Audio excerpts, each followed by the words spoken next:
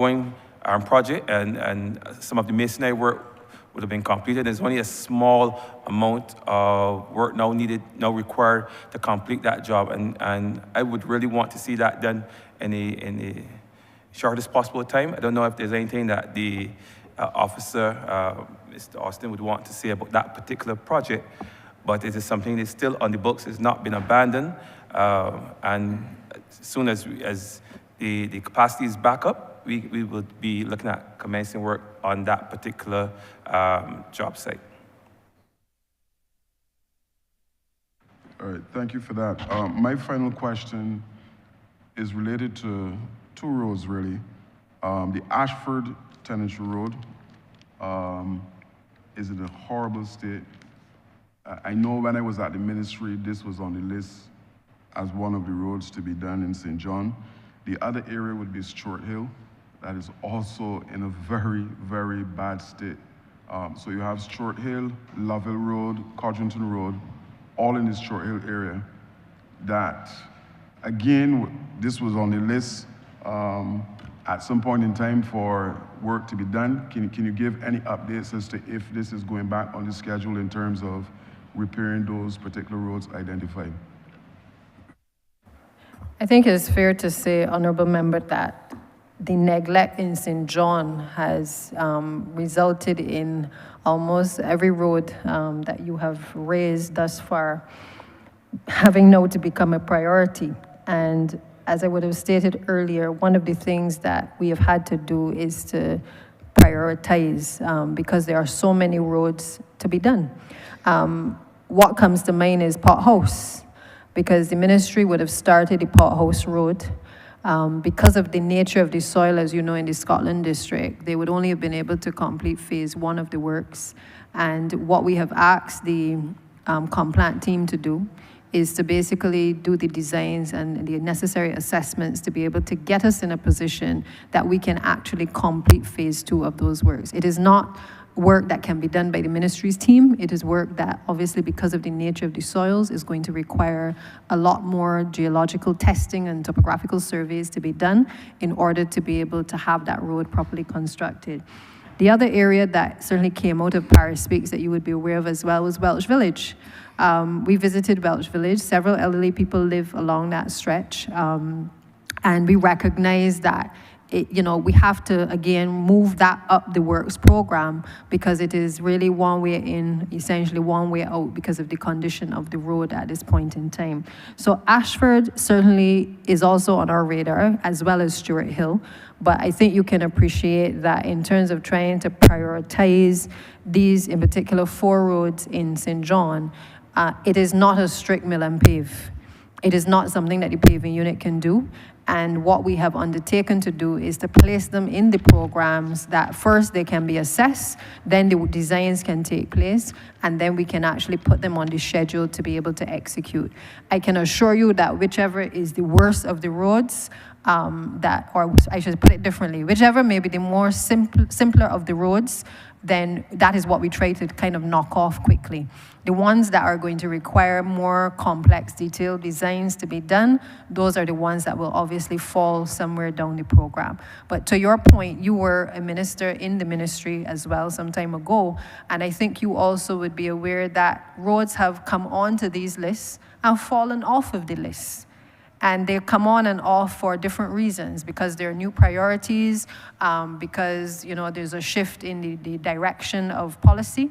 But what we are trying at this point to do is to really just take all of the roads for St. John and all the parishes and reprioritize based on the urgency of them, and then separate them into the various programs for execution.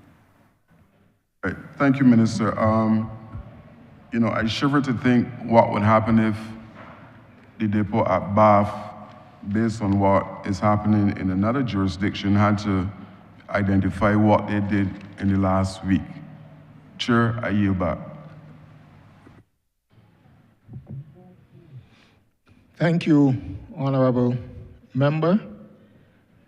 And I think that at this time I would pose my questions or make my comment, seeing that our constituencies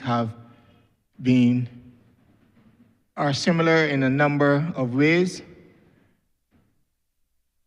I have had the opportunity to represent the constituency of St. Lucie after 42 years. 42 years of representation or non-representation or misrepresentation by the Democratic Labour Party's member. And the result of that has been, as we know, actually a story in itself, a story that you would not like to read. We have had, thanks to this administration, comprehensive mains replacement still going on because of the mains that were not looked at for a number of years. But I will reserve a lot of my other comment for the second reading speech. Honourable member, we have had some mains replacement throughout Crab Hill, from the junction with Archers Bay right across to Content. When I served in the ministry, I knew that once we had any kind of work done by any agency, then it would have been the responsibility of that agency to reinstate the roads. We have had extensive mains replacement, as I said, throughout Crab Hill, and I've received calls, I've received letters of residents complaining as to how the road has been left. The PSV vehicle drivers are complaining that because the road has not been reinstated, it is causing them shorts, or to have to replace shorts, replace different parts of the vehicle. I want to know, Minister, if there is an arrangement between the ministry and the Barbados Water Authority with respect to reinstatement of roads that have to be dug to lay or to replace mains. Question 1. Thank you, Mr. Chairman. You are perfectly correct in terms of the issues of reinstatement in the St. Lucie area, which has arisen primarily as a result of the water mains replacement. As you are well aware, we have pipes in St. Lucie and in a number of the rural parishes that are over 100 years old. As a consequence, while Barbados Water Authority has been replacing those mains, and we are grateful for that, it has obviously left the roads in those parishes where the work has been done in a dire state of repair.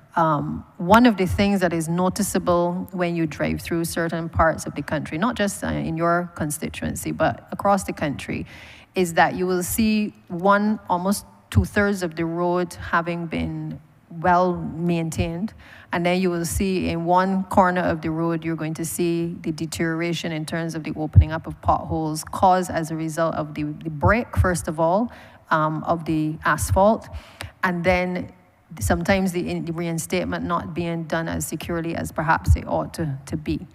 To your question of whether we are in discussion, we are in discussion in relation to specific projects, yes.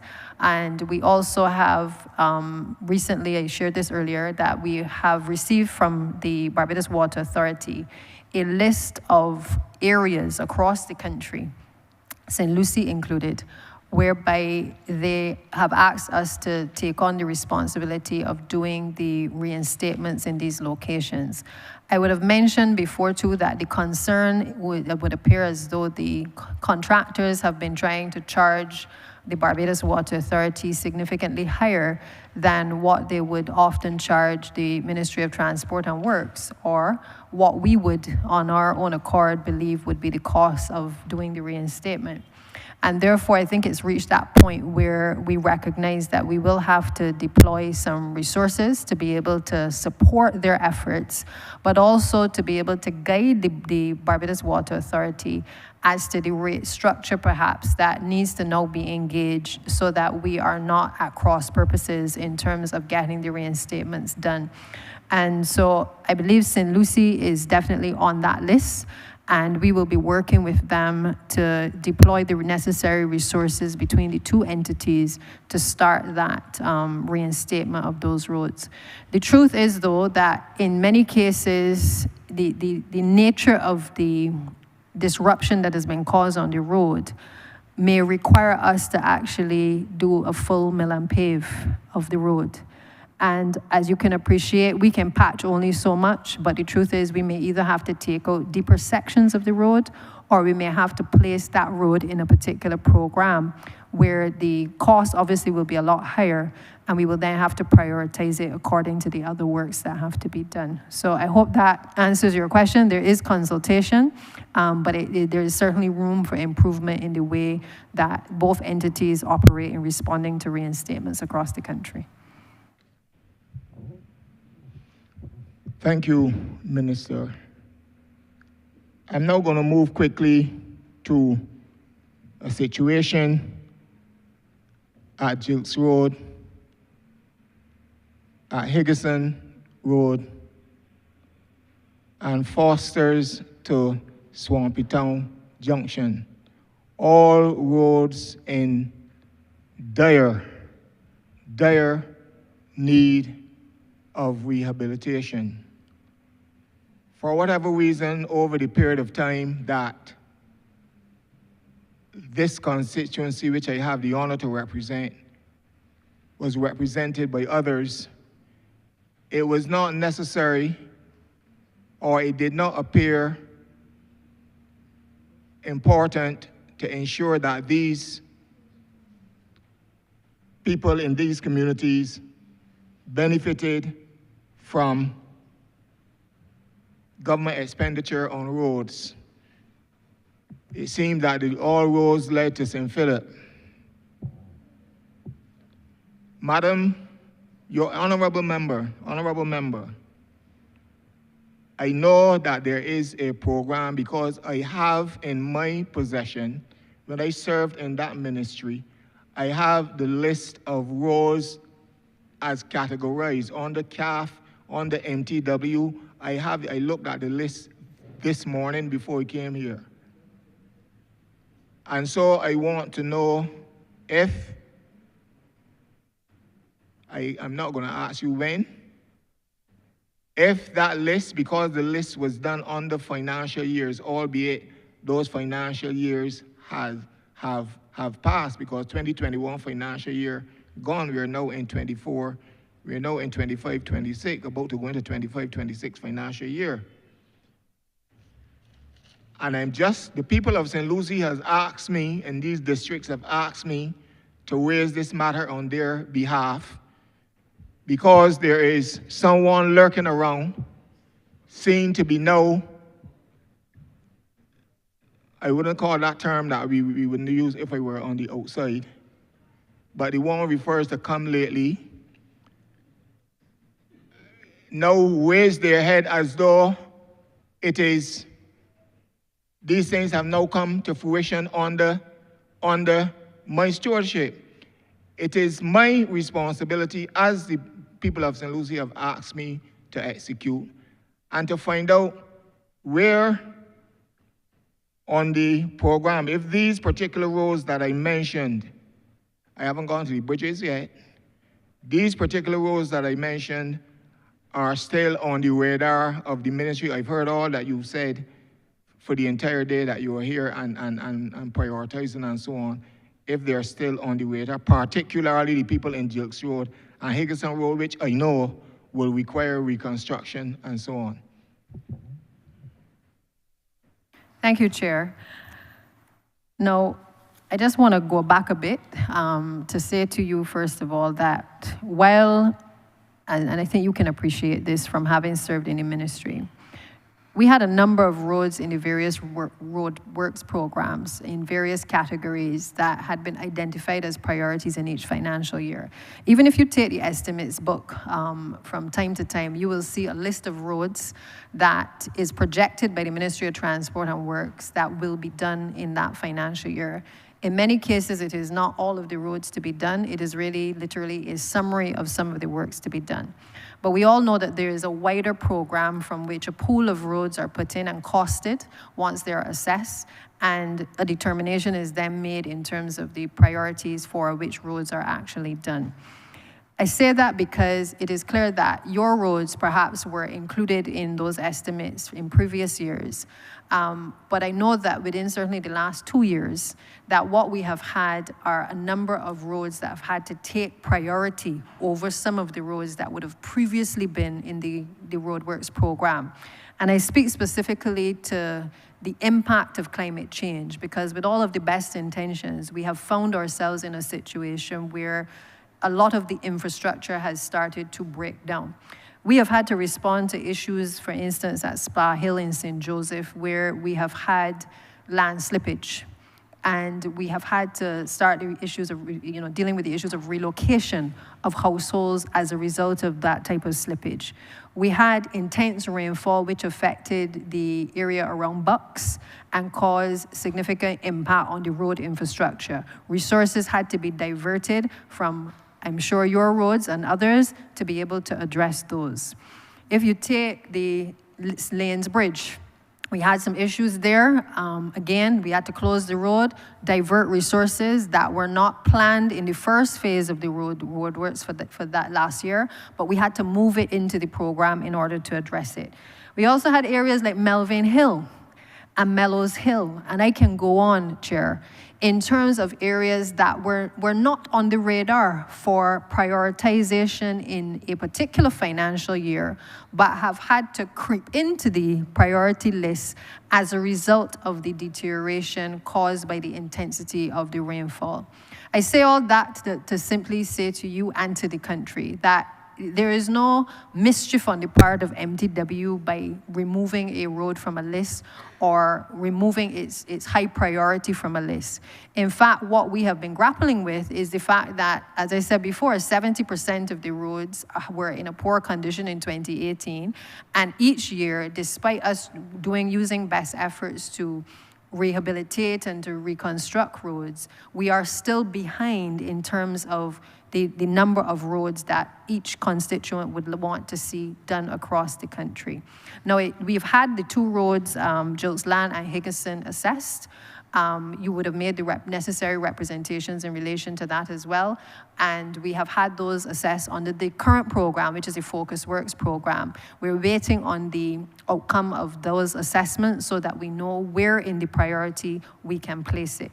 Now, if it is that these 2 roads can be done in this Focus Works program because there are no issues of whether it's slippage or the drainage, or there's no issues in terms of mains replacement or any challenges with the utilities, we're going to go ahead and we will do those works because we have the funds in this financial year to be able to do it. If for whatever reason it is going to extend beyond this financial year, we will try to straddle the 2 financial years to be able to commence the works on it. But what I can assure you and the residents of St. Lucie is that given the priorities that have been raised with us in terms of the long-standing complaints, we are paying attention to those complaints. I think it was even last night, I don't know who has been walking about in your constituency, but I certainly know that I have been getting quite a few from the candidates of the other side as well, requests for certain roads to be done. And again, we pay each of them the necessary attention that they merit, but they have to be assessed, as the roads have to be assessed before a determination can be made. But on those 2 roads, I assure you that we have those first 2 being assessed, and we will move to expedite the works on those as quickly as possible. Thank you, Honourable Minister. I want to move very quickly to bridges. Again, as a result of little or no work being done previously. Lambert's Road is a link road between St. Lucie and the honorable member's constituent, the honorable member for St. Peter. We share borders. Lambert's Road is on the border. There is a bridge which was extensively damaged during the last set of rainfall that we had. Pipes, mains presently exposed, and it is a road that we have tourists visiting and Barbadians leaving home, traversing to and from work, travel daily. And that, regrettably, I recall we had an incident in that very same area a few years ago. I would not want a repeat of that, because when you travel that road, after you get in the bottom of the road, you have to go extremely slow. You have to go extremely slow. If not, you will damage your vehicle. I want to thank you for the work currently happening at Pike Corner with respect to the bridge, but I still think that it is about time that is finished and the work at Lambert's done, because both of these roads are traversed. While the one in Pike Corner is utilized with public transportation, etc., Lambert's Road is a very, very important link road to St. Peter and St. Lucie. And I would want to find out what are the immediate plans for these two areas. Thank you, Chair. As it relates to Pike Corner, what we call Phase 2, that is currently projected to be done in this next financial year. So we've allocated, in this year's estimates, there's about a 4.9 million, I believe, that is being allocated towards working on some of the bridges that, as you have said, have been ignored for quite some time. Also, the Lambert's area has also been identified for rehabilitation as well. One of the things that we've had to focus on was the assessment of our bridges, bringing up to date the 1985 Didier study that was done, I think it was back in 1985. As a consequence of not responding to some of the recommendations that were listed in that report, we have found ourselves as a country now having to deal with over 70 bridges in that report that were identified. Some of them are culverts, some are retaining structures, but they are important enough that if we do not fix them, we will end up cutting off communities and making, in some cases, the commute for residents very difficult or even longer. So what we have done in this financial year is, having assessed in this last financial year a number of those bridges, including the ones that you've mentioned, is that we have now allocated funds to be able to start the design work on those bridges. I would have mentioned Haymans in St. Peter being one of the bridges that will start in this financial year. We've actually completed the designs for that particular bridge. And we are working through the list of bridges to be able to either do the assessments or move to the tendering stage once the designs have actually been completed. But I think you can appreciate that bridges and retaining structures are complex by nature. And what may have been built by slaves many years ago, really nowadays there's new technology that has to be utilized, and before we can construct anything, we have to look at a number of factors in terms of the weight that is now being carried by some of these structures and the new technologies that are out there to be able to assist us in building out and repairing and rehabilitating a number of these structures. The assessments that have been done by the ministry has led us to the point where, instead of just assessing for the sake of assessing, it has given us what was recommended back in 1985, which is the opportunity to do preventative maintenance on a number of the bridge infrastructure and retaining structures. And I believe that this now puts us in a better position to access the necessary funding going forward, whether from local funding or whether it's going to be from other financing, loan financing, to be able to put a similar project in place as we have under the Scotland District Road Rehabilitation Project, where we can actually grapple now with the number of bridges that need to actually be repaired. But I will ask Mr. Richard Austin, who is responsible for not just the depots, but who has led the team in the ministry, to just speak a little bit about the work that his team has been doing in relation to bridges to date, so as to give a deeper, more technical perspective as to what some of the results have shown up. Thank you. Over the last year,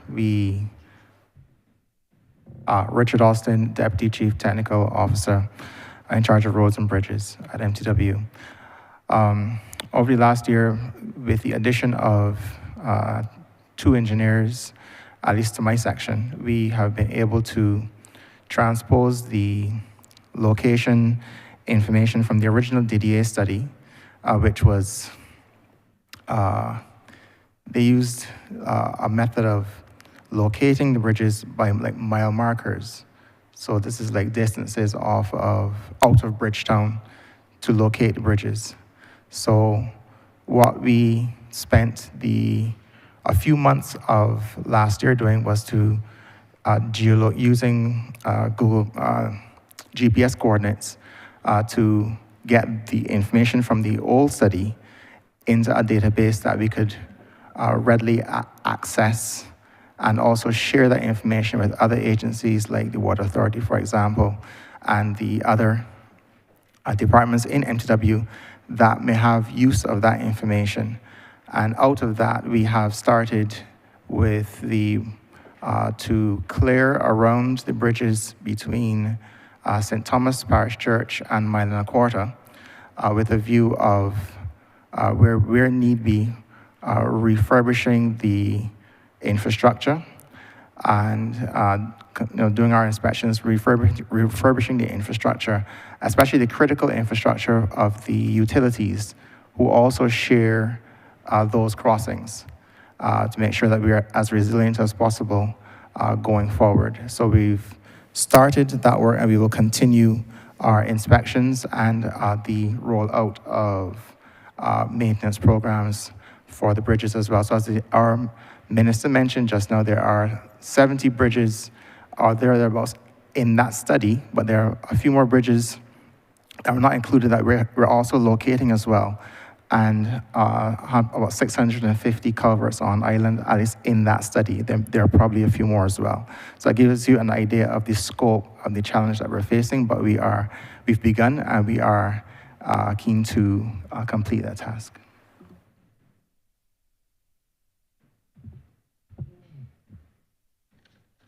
Thank you.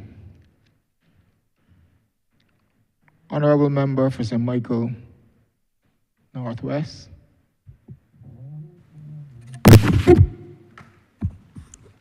Thank you, Chair. Good afternoon to all, Minister, your team.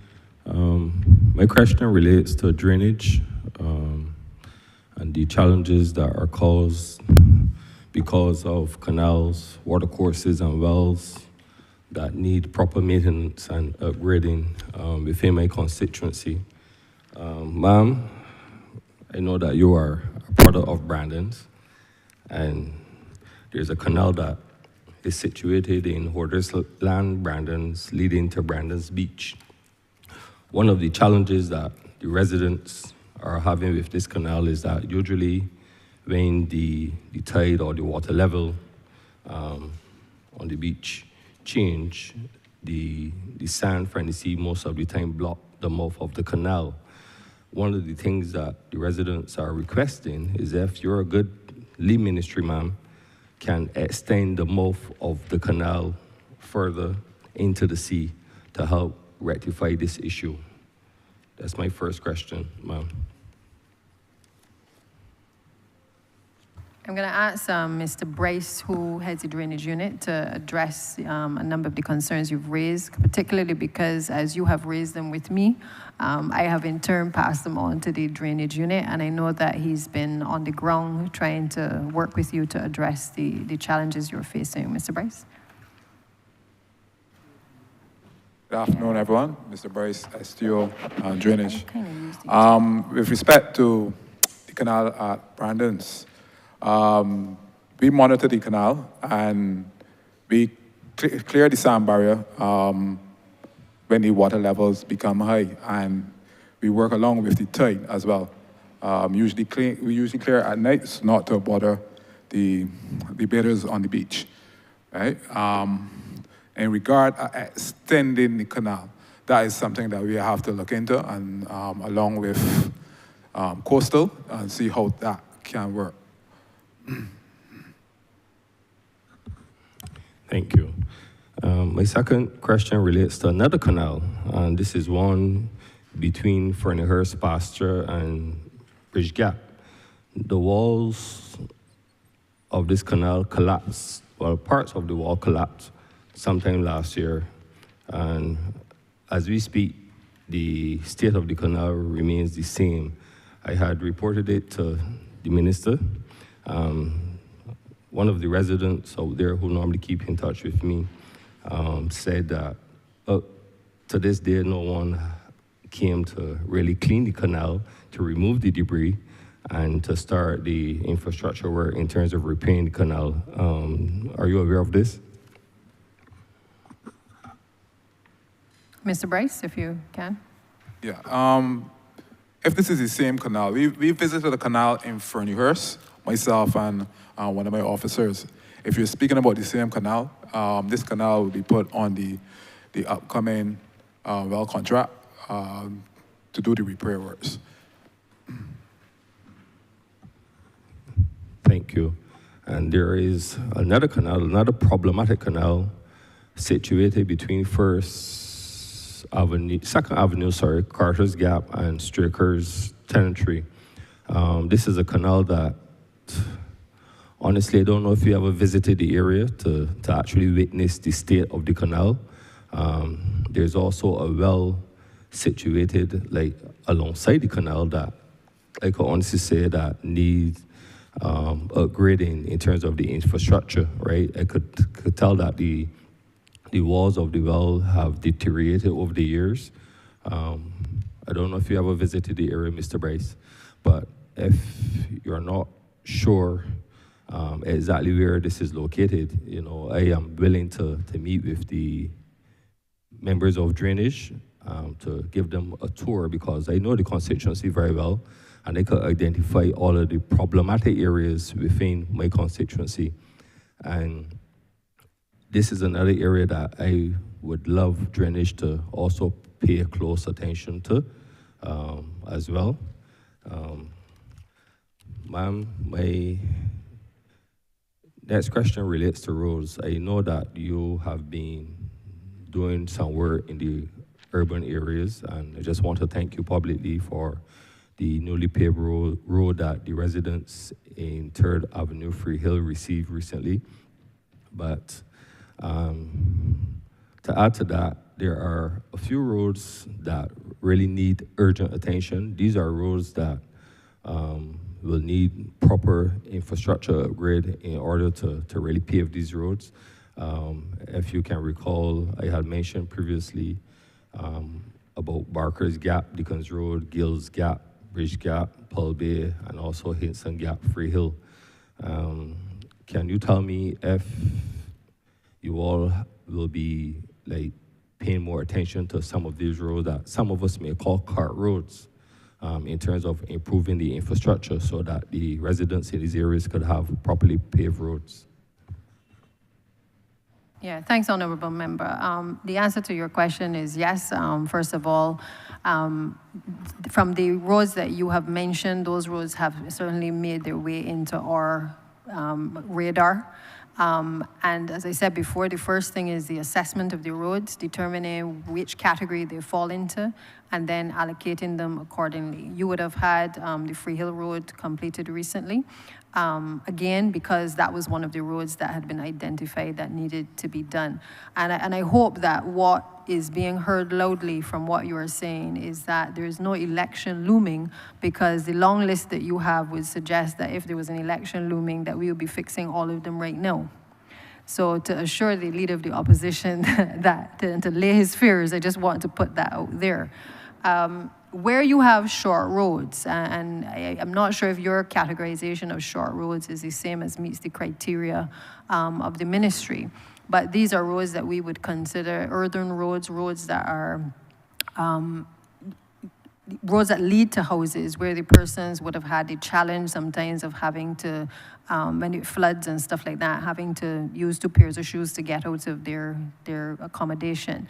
And we have a program in the ministry, and certainly going forward in this financial year, which will see an acceleration of works for those types of unpaved roads across the country, whereby the ministry's officers through the depots will be working on being able to improve those roads.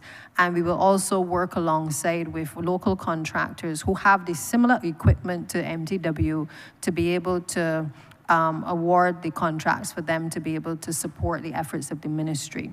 And I want to make the point that this is a direction, there's no mystery, this is a direction that the ministry is going, where instead of us coming here year after year complaining that equipment has broken down or that somebody didn't get a road done, where we have the resources, what we are working on is being able to allow MTW to stick to the core, to do the core well, but to make sure that we provide the oversight and the direction for other players who have the skill set to do it, to be able to help us to do some of the same cart roads in constituencies across the country. But that is the model we've used in highway beautification. It is the model we're using in road building. It is the model that I hope that we can employ across the entire ministry, where we maintain core, but we augment the services and the delivery of services from the ministry with entrepreneurs and other contractors who are able to support and to maintain the standards that MTW needs to set for itself. Thank you.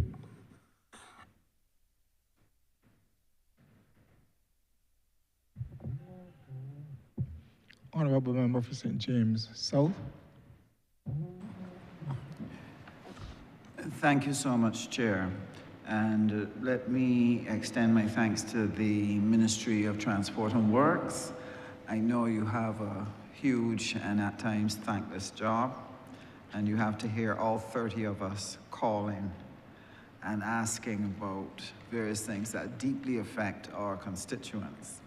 So let me thank you for Prior Park, and I'm happy to hear that I will get some mill and pave on some of my roads, and I'm looking forward to that hugely. Now, St. James South is a constituency that is very middle class and very entrepreneurial. And the issue of transport is a significant matter for them. Of the 11,000 constituents, I have 4,000 who are over the age of 60. A number of them were accustomed driving, but no, they don't drive anymore. But they need to get transport to be able to do their shopping, and they're older now. And therefore, carrying heavy bags for long distances is a challenge. So the good people of West Terrace Gardens have asked about bus transport coming in a more consistent fashion down through NCF along the main corridor of West Terrace, because many of those residents are now older and are not able to drive. So we would like to know about transport within St. James South. It's not, West Terrace is not the only place that has the challenge, but in particular, they have been suffering as they have grown older. Okay, thank you, Minister, and I thank you for the praises. But I know that you have also indicated a long list of roads that still remain outstanding, so we are working through them. I'm going to ask both Ms. Holder and Ruth Holder, Director of Transport Authority, and also Transport Board to perhaps just address you on any of the challenges. I think you heard me say earlier, we are expecting 30 buses coming by May. An additional 31 are also to be purchased by this administration as well before the end of the year. And it is our intention to continue to increase the fleet of buses for public transportation by the government, while at the same time working with TAP operators and other public service vehicles to augment that system as well. So specific to your concerns in the constituency, I'll ask both of them to just speak to that. Good afternoon again. Minister, you mentioned the area of Wanstead, and I know that in, excuse me?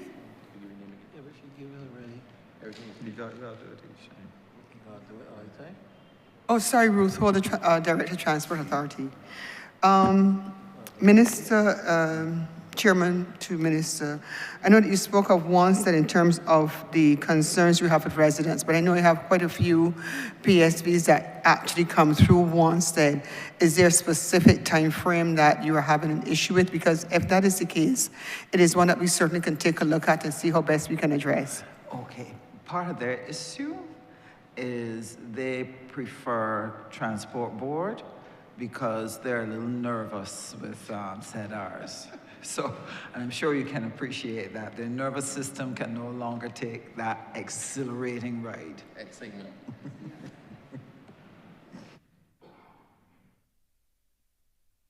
Fabian Wharton, CEO, Transport Board. Good afternoon again, and thanks for your question. The Wanstead route is the route you're referring to, as the director was saying, for the Transport Board as well. We normally send, from my memory, one in the afternoon and one late at night for the late night services. What has happened over the years is that route was, especially based on demographics you described, as well as the amount of private operators operating along that corridor, or when we did have services there, they were like no one traveling on them. So I do appreciate the change in the age of the persons in the community and how that will impact then their need to get public transport. So I've taken very close note of what you said in terms of the change in demographics in your area, and therefore that is something that we're going to have to take a look at, for sure. Thank you. I would want to recommend perhaps we could do a survey of some kind where we gather the information so that if you send a bus 2, maybe 3 times a day, not every hour on the hour, but at specific times that they know for sure on these days at this time, they can plan their banking, their doctor, their pharmacy, and so on. Around that would really be very helpful to them. It's the consistency and knowing when to expect that I think is important to them. Now, they're also very entrepreneurial, and very frequently I get questions and requests in particular for things like ZM permits, ZRs, taxi, hired cars, and so on. And I know that for some time we had a situation in Barbados where there was over-issuance of these licenses that started to make certain routes unprofitable and so on. But I know that there was to be some effort to try to address some of that congestion. So what I want to know is where are we in terms of redressing the situation so that new players can come into the transport sector, because there are a number of them who are keen on it and would like to get involved. I'm a little concerned about the process, however, because I've seen a number of people bring in the vehicle and don't have the permit and then can't get the permit and then they're in trouble. So I would like to understand how that works and how can I better advise them when they want to get into that sector. Thank you, Minister. Just to say, first of all, that situation that obtained under the previous administration will never obtain again. where permits are issued at will, particularly prior to an election. We have taken, since we have come to office, the position that there must be equity. The principle upon which the issuance of permits is done is one where we believe that it is a method of enfranchising people. And so we're not here to make the process more difficult for the ordinary person to be able to have access to being able to have a separate business to be able to run, or for somebody who wants to have that as their sole business. I want to make that point from the outset. There are rules which govern the way in which the Transport Authority operates in terms of the issuance of permits, and the board and the director obviously have oversight over that function. I will have the director obviously speak more in detail to the specifics of what is coming before them and how it is actually dealt with. Suffice to say that I would often say to people, don't put the cart before the horse. Because if you are going to obtain the vehicle and then seek the license and then complain after that the Transport Authority has not facilitated you, then I certainly cannot condone that behavior. So I think the first thing is for persons to apply, be clear as to the process, go through the application process, and then I'm sure the Transport Authority can work with you, because like I said, we're not trying to deter people. So if you have an intention to do something, let the Transport Authority know, and obviously based on the number of permits that are available at the time, they can perhaps work with you to be able to help with the proper allocation of the permits that are to be distributed. But I will ask Ms. Holder to just speak to the issues that you have raised in more detail and to elaborate on the process really at the Transport Authority for permits. As Deputy Prime Minister mentioned, there is the application process. Just to make a step back before I get to the application process. For permits in the categories of taxis, maxi taxis, tour buses, ZRs, and minibuses, the capacity on those permits are determined by Cabinet. Cabinet determines the number of permits that we can allocate in those particular categories. For hired vehicles, that is not an issue because there's an unlimited capacity in terms of that. The same thing goes for charity permits as well.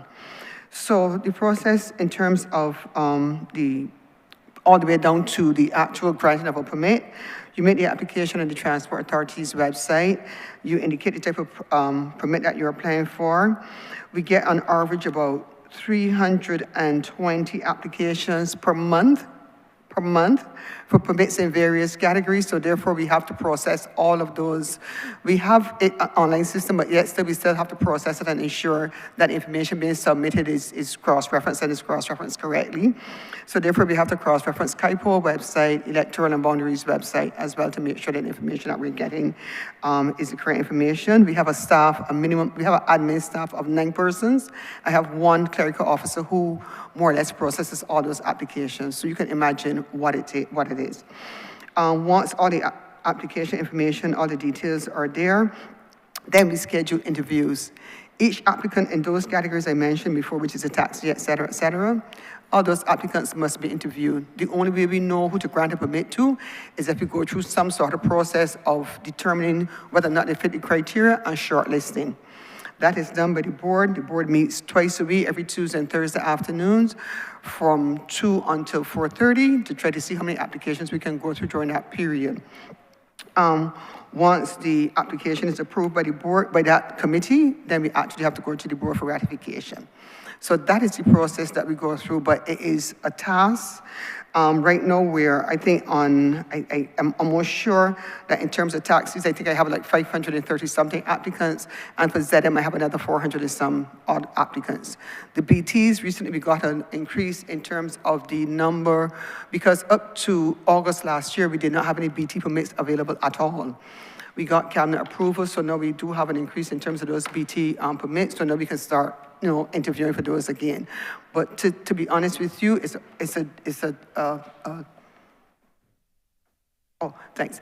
The task in itself is one that is extremely time consuming and challenging for us in terms of the staffing capacity that we have and the process that we have. But as I said, we only know who to grant a permit to if we interview people.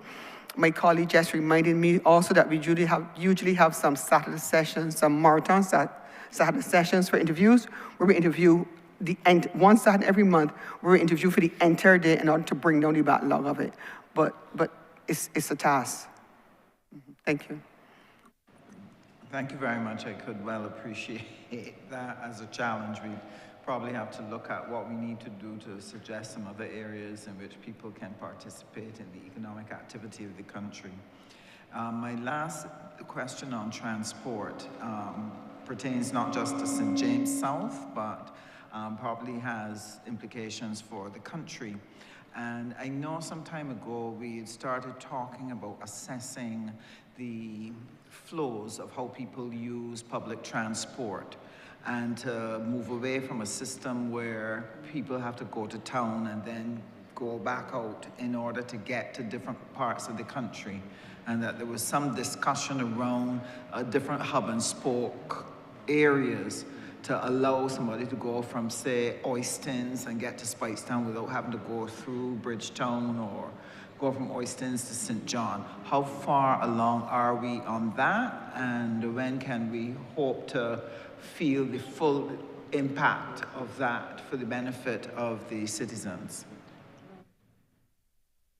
I think, Honourable Member, with the introduction of the Barbados Mass Transit Authority, certainly as we envisage it, not certainly as it has been confirmed thus far, but as we envisage it, a lot of these concerns regarding the routing and the hubs and stuff like that would be able to be further expounded, I think. But those discussions are ongoing. I think the focus right now is being able to finalize the details relating to what the Barbados Mass Transit Authority would look like, and then to commence our discussions with the unions, as I said earlier. So that is already on the cards. What we did in the interim, though, is that we engaged the services of a transport planner, in a sense, to help with those conversations regarding traffic flow. What do we need in order to be able to capture data that would help to inform decision making? What technologies do we need to employ in order to improve public transportation? So things as simple as being able to know when a vehicle is coming. You know, these are all apps that clearly in the rest of the internet, the world globally, are things that the traveling public is accustomed to. And so we wanted to have someone or a few people who would be able to guide and to advise as to what a newly imagined transportation system would really look like. I can ask perhaps the CEO of Transport Board, maybe, or Ms. Linda Holder, if she is on the bench, to perhaps speak a little bit more to it in terms of the details of what lies ahead. But I think that, in essence, is a summary of the direction that we're going. Thank you, DPM. And again, thanks for the question. I think in this same forum is where I raised the plans of the board to implement hub and spoke, as we call it, particularly along Highway 1, where we have several services that would go along Highway 1 all the way to Speightstown and then break off into St. Lucie, Boscobel, Pike Corner, Josie Hill, Checker Hall, etc. If you get what I'm saying. And what we were saying then was that we would bring what you call a line service into Speightstown. That will bring everyone who's going to that direction on that bus, and then they will take what we call the sport buses to the various areas. That is one.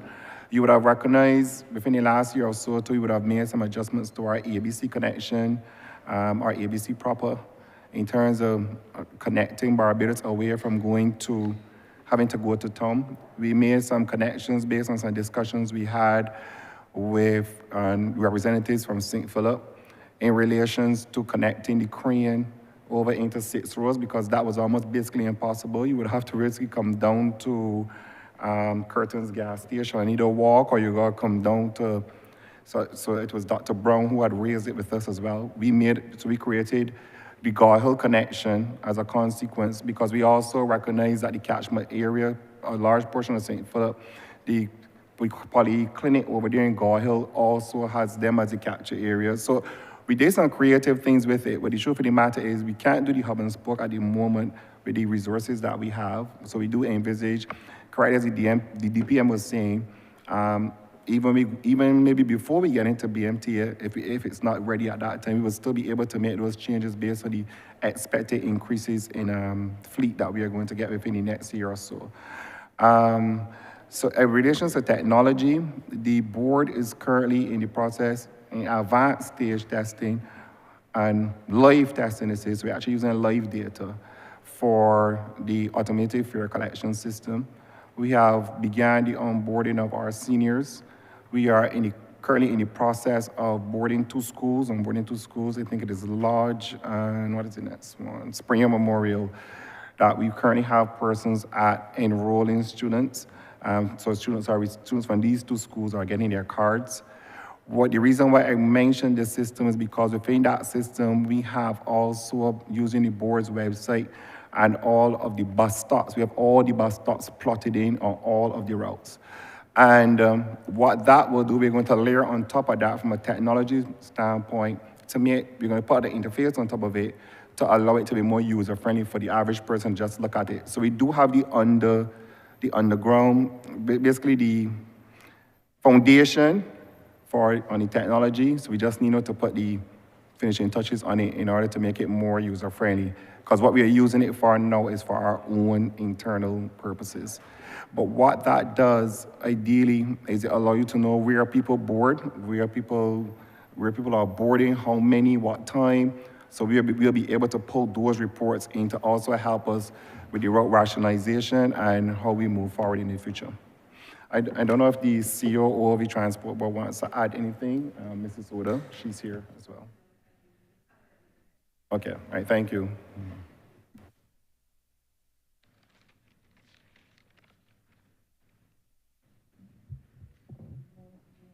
Honourable Member for St. Thomas. Thank you very much, Mr. Chair. Good afternoon to everyone. Blessed good afternoon to everyone. Thank you, Mr. Chair.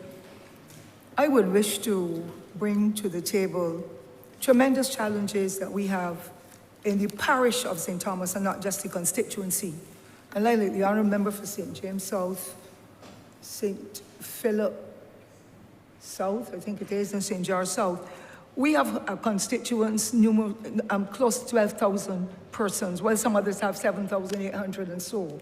And therefore, you will understand the population that we have to service. I have tremendous difficulties over the years, but it has become worse within recent times. I'm a person who will write to indicate my challenges. Sometimes you don't even get a response to what you write about. But our constituents in St. Thomas deserve the same care and attention as any other.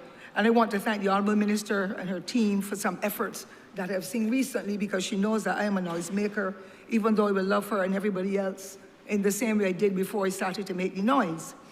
I have tremendous difficulties, sir, with the Scotland district, of which St. Thomas is a part.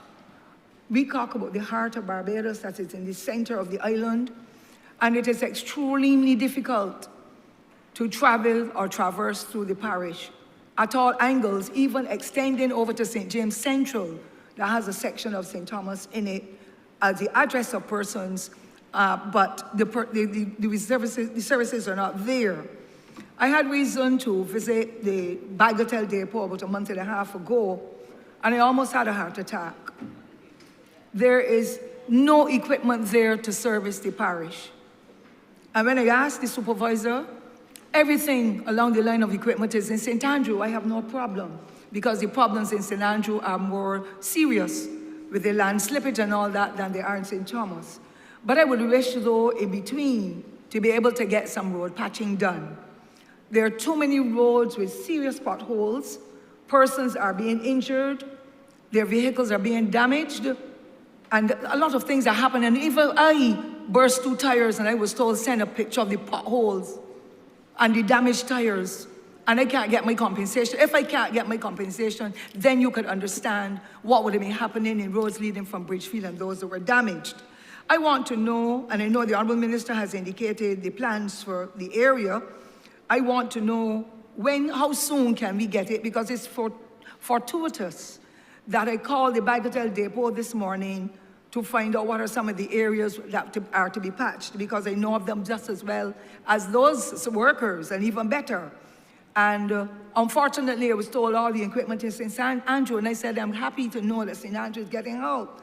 But when you destroy the heart of Barbados, you call it a tourism environment.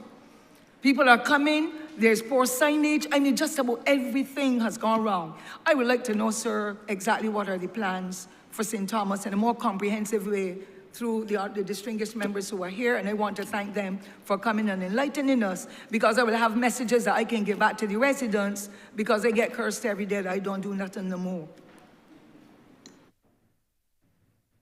Thank you, Honourable Member, for your question. I'm just going to respond to the first part of your question as it relates to pothole patching and some of the challenges that we've been facing, certainly in the Scotland district, where, as you are well aware, almost my entire constituency is located. I think I said it earlier that we've been having in NTW some challenges with equipment, and what we were doing recently was that we were trying new approaches to dealing with some of the pothole issues that we are seeing right across the Scotland district, in St. Joseph, in St. Thomas, in St. Lucie, and even in parts of St. Peter. And what the officer down there has been doing, I think is perhaps a novel way of approaching the issue, is that we've been pooling resources. Something we've talked about for many years in NTW, where we pool resources, we bring in resources and manpower and equipment from various depots, and we assign those resources to a particular district per day. So each district may have 2 days or 3 days. Whereas all of, maybe not all, but the men who would normally do the patching, because for whatever reason the truck is not working or another piece of equipment is not working, and those persons would otherwise have to be deployed, those persons will be pooled and taken into one district. So maybe St. Joseph today, St. Thomas tomorrow, St. Lucie on Wednesday or on Thursday, but that's how it's done sometimes. So on one occasion, while visiting the depot, you may hear or you may realize that all of the equipment may be in one district, but that district is working because that's district's day. But rest assured that your district will also get a day. Also, we're personnel from St. Lucie, from St. Joseph, from St. Andrew, and from Prospect and parts of St. James will also be deployed into your district to assist with the patching. And we've seen it right across the board, where we have, we can't just, in the past, we would have used maybe a flatbed truck, a few men on the truck shovels, and they did the patching in the district. But we realize now that that would not suffice, and we've been bringing in greater loads of hot mix. We've been using a bobcat, we've been using a roller, so in many cases you have a full team, a bobcat, a roller, everybody working together to ensure that we can patch as many holes as possible in districts to address the problem. Also, you will see, and I want to make this point, because we speak about the dichotomy of road patching in the ministry, where we have a mixture of the old way of doing things and the new way of doing things, or the better way of doing things, where we know that we still have persons who patch the traditional way that NTW have been patching holes for many years. We know it still exists. But more and more, you're seeing it on our major highways. Highway 5 is a good example. You're seeing it on Highway 1B in St. Lucie as well. You're seeing it on Highway 2A in St. James and parts of St. Michael. But you're seeing evidence of a new approach by NTW to patching potholes. You've asked for it, where the holes are squared, they're cleaned out, they're prepared, and they're patched. Using a method as opposed to just throwing in the material and rolling it, or having carriers roll it, or having the shovel to compact it. You're not seeing that as much as you've seen it in the past, because we are moving away from that approach to a more standardized, modern approach that really addresses the issues that we're having with our roads, because the problems that we're having with roads in Barbados now I call it a conspiracy of things that are happening. You're seeing the Minister of Reference climate change where you have heavier rainfall, intense rainfall, maybe in short bursts, but it's intense. But you're also having a situation where you're seeing increased vehicular loading on our roads where you have much heavier trucks, much heavier buses, much heavier cars, and much heavier vehicles on the whole on our roads. And some of the roads, especially the ones in the rural parts of Barbados, are not designed for that type of vehicular load and not designed for that volume of traffic. And they're deteriorating at a rapid rate. And then this is compounded by the fact that many of our roads in the Scotland district and rural parts of Barbados those roads are built on mud.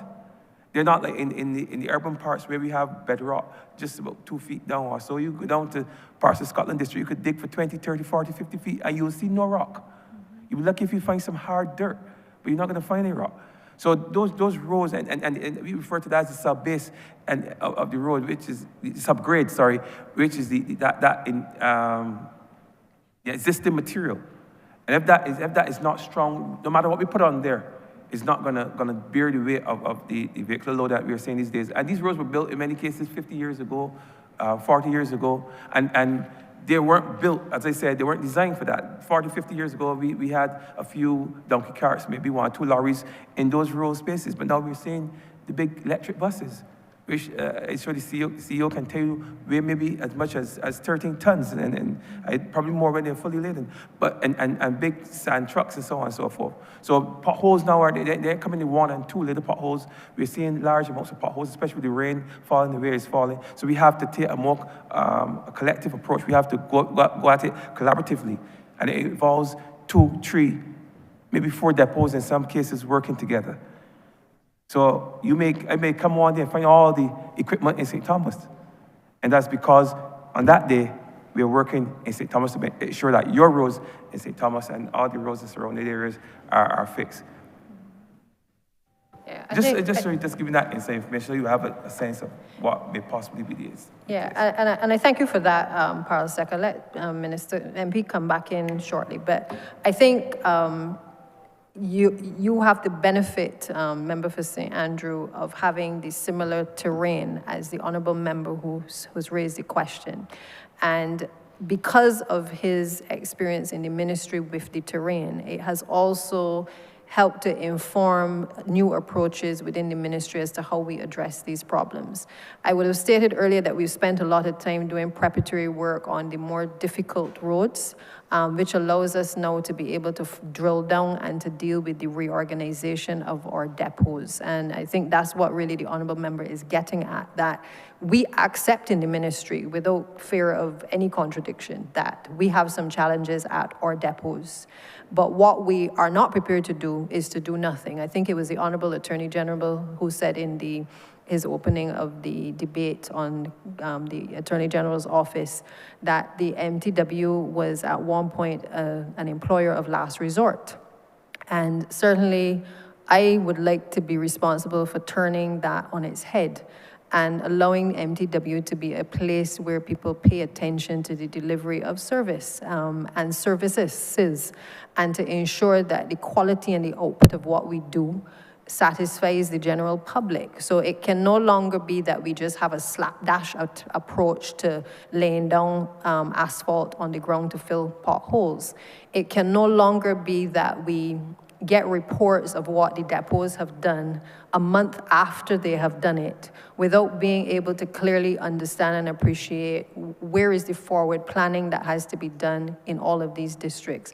What I'm trying to say to you, honourable member, and to this chamber is that it is not business as usual at MTW. And if one thing that will come out of these estimates is that we can now spend a bit more time reorganizing the depots so that they are a lot more responsive to the concerns that are being raised by the public. The other thing is that your concern about vehicles and equipment not being available. Now, 2 things happen. One is either that the vehicles and the equipment is actually not available, or the second thing is that people don't want to work sometimes and will tell you that the equipment is not working, okay? That's straight talk. What we have determined is that we got to change the structure of the Ministry of Transport and Works and throw the onus where it needs to be. because we've not been able to hold people to account over the years, both administrations, in the way that we would want to hold them to account. And what we have determined back in 2023 when we had a MOU with the UCAL was that we wanted to move to a leaseback arrangement where we would hand over, by way of a lease, the equipment under MTW. We have about $16 million in equipment under our portfolio. We want to be able to put them in a position where they can repair and return those pieces of equipment to us in a timely manner, so that the days of being able to say to this country and to constituents that the equipment break down and we don't know when it's going to be fixed can come to an end. Not that there will never be a situation where that arises, but simply that people will not be able to use the tired excuses that the equipment is not working and there's no way to verify whether it is or it isn't. We also have the issue of equipment being in the workshops for long periods of time or being with external contractors for long periods of time. Because again, the oversight that is necessary to make sure that we stay on top of these pieces of equipment is simply not there. So it is that type of reorganization that is going to bring relief, Honourable Member, I believe, to your constituency. We are at the point now with UCAL where the negotiations have taken place over the last few months. We've involved all of the various stakeholders to be able to review the rates, to look at what is fair and reasonable for both sides, to look at the reorganization that UCAL will have to make, to look at what MTW will have to do in terms of its operations that currently exists in terms of the repairs to equipment. And we have sent that paper with recommendations to the Ministry of Finance. That is where it is at right now. Hopefully, before the end of these estimates, I am anticipating that we will get a response and we will know how we are proceeding going forward for 2025-26. But the concerns are noted in relation to the organization of the depots, and I hope that that answers your question in relation to the way forward. You also raised the issue about the claim for compensation.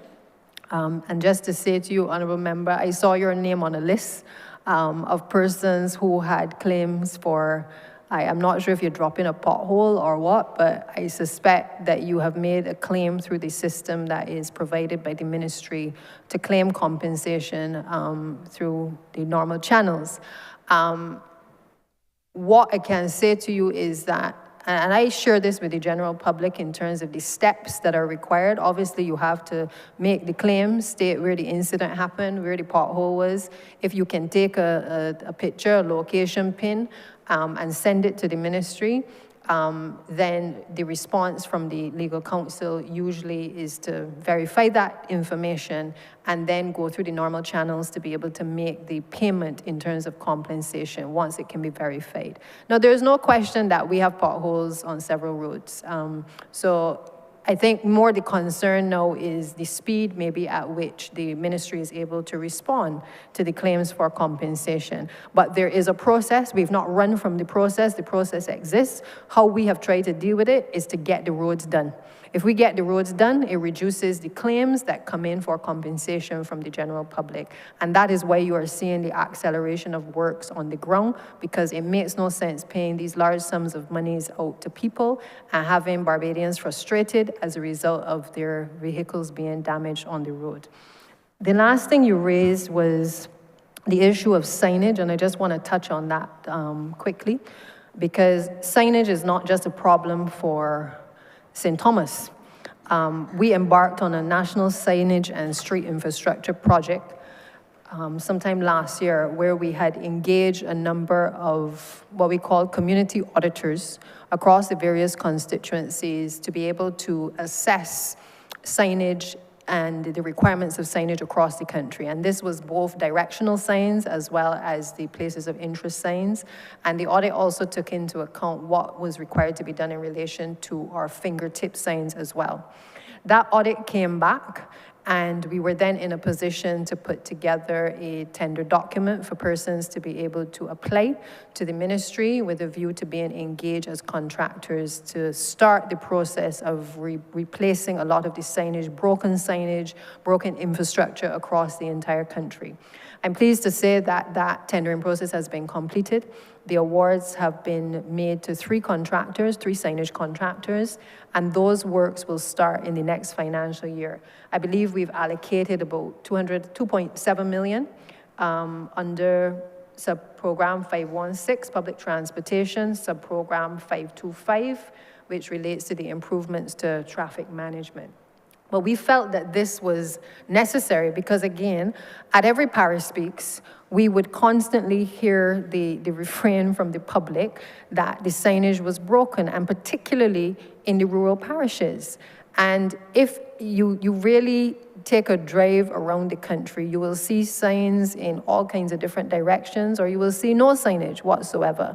And so this project in this upcoming financial year will begin to address the challenges that we've been facing across the country.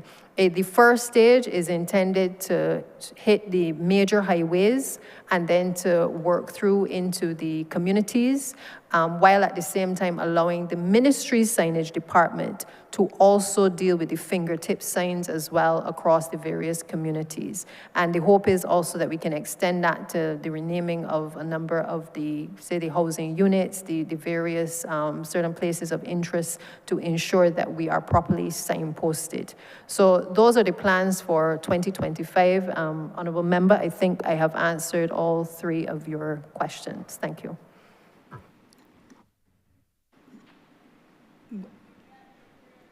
Is that all 3 of mine, sir? Or can I continue with my second one, please? Go ahead quickly, Honourable Member. Yes, please. I had others, but the more important ones I wanted to touch to get some kind of understanding, so when I have to speak to the residents and others, I can be as clear as possible. The bridges in the parish as well, ma'am, are really in a sad state. And you're talking, well, Bloomsbury has been for a while, because when he had written to the then minister in 2009, he wrote back and told me we had 14 years to fix it. He did not understand what the Scotland district looked like. However, Bloomsbury is still a terrible state, and the Allen school children and so in the buses, it is just the one side of the road one could drive for all those years. Top in St. Halfpenny Gully, the Pond Hill, top in St. Halfpenny now is one halfway of the road, and the heavy duty traffic is coming through from Welchmore Hall by the post office through Lancaster, and it is really very dangerous. I think that it really deserves the officials, the architects and so to have a look as soon as possible, because it may have to be closed before there's any injury. We have Vaucluse with some bridges there that are bad, Shop Hill as well, Carrington's Village, which is the village where I live, and that bridge is on a, only thing is holding it up is a pear tree that belonged on the property that my mother owned. And of course, Endeavour, that collapsed before, and the ministry at that time went to look to see how they can link, because if there's an accident in Lancaster, those folks cannot get out to go down through the new road that would have been built to get over to Vaucluse. So there are some challenges in case those bridges collapse, going all the way over to Erie Court. It really is a bad state, and I'm not blaming the government or anybody. I'm just saying, over the years, plantation owners just made sure that they covered every gutter, every drain, and everything to accommodate the mechanization in the late 1970s, 1980s. And as a result, all of that water is now on the road. So we're not blaming the Ministry of Public Works and so, but it is just that over time, the water has been ripping up everything. And it is sad that when the persons come to do the potholes, they just take the back of the shovel and hit it and move on. And that too will open up, and it is money all the time. So I want to thank you all for listening and to be able to let the public understand. I cannot build a road, but I can make a case for them for the short time I'm here. But I wish for us to be able to work together more synergistically to be able to address some of the issues that are being raised, because it is an extremely difficult situation to be able to live in the area and see it and hear it, and people knock on your door, but you can't give any answers in the way you would like. I want to thank you, Mr. Chair. Mr. Chair, if I can just respond to, just for clarity as well, a number of the bridges mentioned by the Honourable Member are, some of them are retaining structures, some are actual bridges. I think the Bajan parlance is that we refer to everything as a bridge, but that's not the case from the technical team. The interesting thing about it is that while we have provisioned the 4.9 to be able to repair a number of the bridges and to start that process of actually doing the reconstruction of many of them, we also have provision in these estimates for another 17 bridges that we would have started the assessments on a few months ago. And we are at the stage now where in this financial year, the intention is to get through professional services to engage experts who would be able to do the assessments for us, to be able to, again, determine the level of priority that needs to be given to each of them. I think, put simply, the challenge has been that we have not been proactively assessing and being able to come back to honourable members or to the country to be able to say, this bridge is high priority, this bridge is low priority, this is medium priority, or that these are the things that we can do in the interim to be able to rehabilitate. So I think for this financial year coming, we will be able to put ourselves in a position, even if we are not able to get everything done, to at least have the assessments which tell the story of the amount of money that it is going to take in terms of civil works to be able to start the reconstruction of a number of these bridges.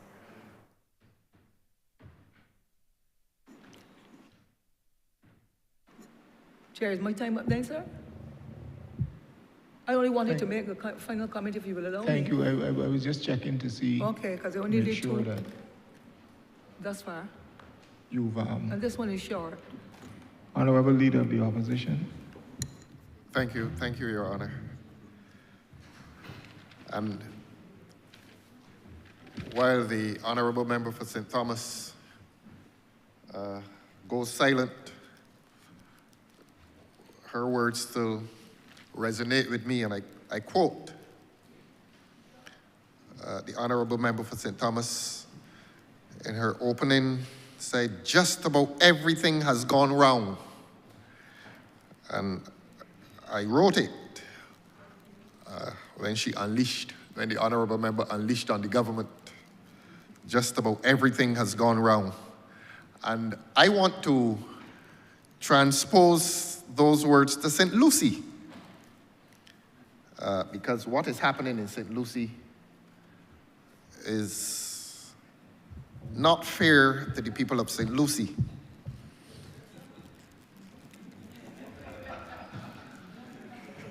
May I proceed, sir? If you may proceed, I rather think not. After 42 years, you're going to tell me about St. Lucie? Honourable Member, that is on the front, though. Or you?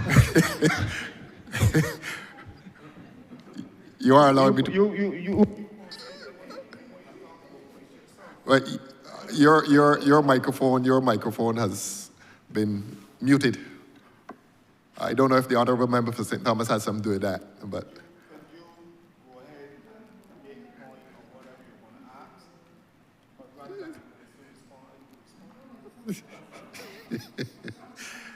Your Honor would be aware that in my capacity, I believe I have some political authority to speak in respect of the whole island.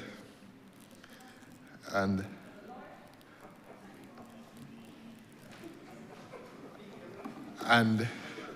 I repeat how reassured I felt when, it may be her swan song, but the Honourable Member for St. Thomas said, just about everything has gone wrong. She's not going to deny that, nor you, sir. And in that regard, I would like to say to the Honourable Minister that some weeks ago, we wrote a letter to the Barbados Water Authority in respect of the distribution of contaminated water to the people of St. Lucie. Now, when the Honourable Minister spoke earlier this morning, she was heard to say to the Parliament that she has no expertise on these technical matters, and she reminded all of us, the Honourable Member reminded all of us that she's a lawyer. And I don't know if the Honourable Member saw that letter that went to the Barbados Water Authority, but in that letter, we were asserting a fundamental breach of the contract between Barbados Water Authority and the subscribers to the Barbados Water Authority who are receiving contaminated water. I'm not hearing your microphone, sir. Honorable Leader of the Opposition, we are discussing transport and works, not water. Yes. In case you missed the allocation, it is not in this ministry. Water is not in this ministry. Yes, but I'm dealing with works. So you're denying me the opportunity to raise the matter of contaminated water in breach of contract. And Honorable Member, Honorable Leader of the Opposition, I will not sit here and allow you to make those remarks. Have you done a study? This is not a water debate. This is not a ministry where water does not reside in this ministry. you may be aware, Your Honor, that that ministry that you claim, that Your Honor claims by way of technicality, is not due to come to these estimates. So I am asking on a matter of works, the works that are going on in St. Lucie. But you have not mentioned any works that is going on in St. Lucie. I've spoken about the works in St. Lucie already. I don't know why you're afraid.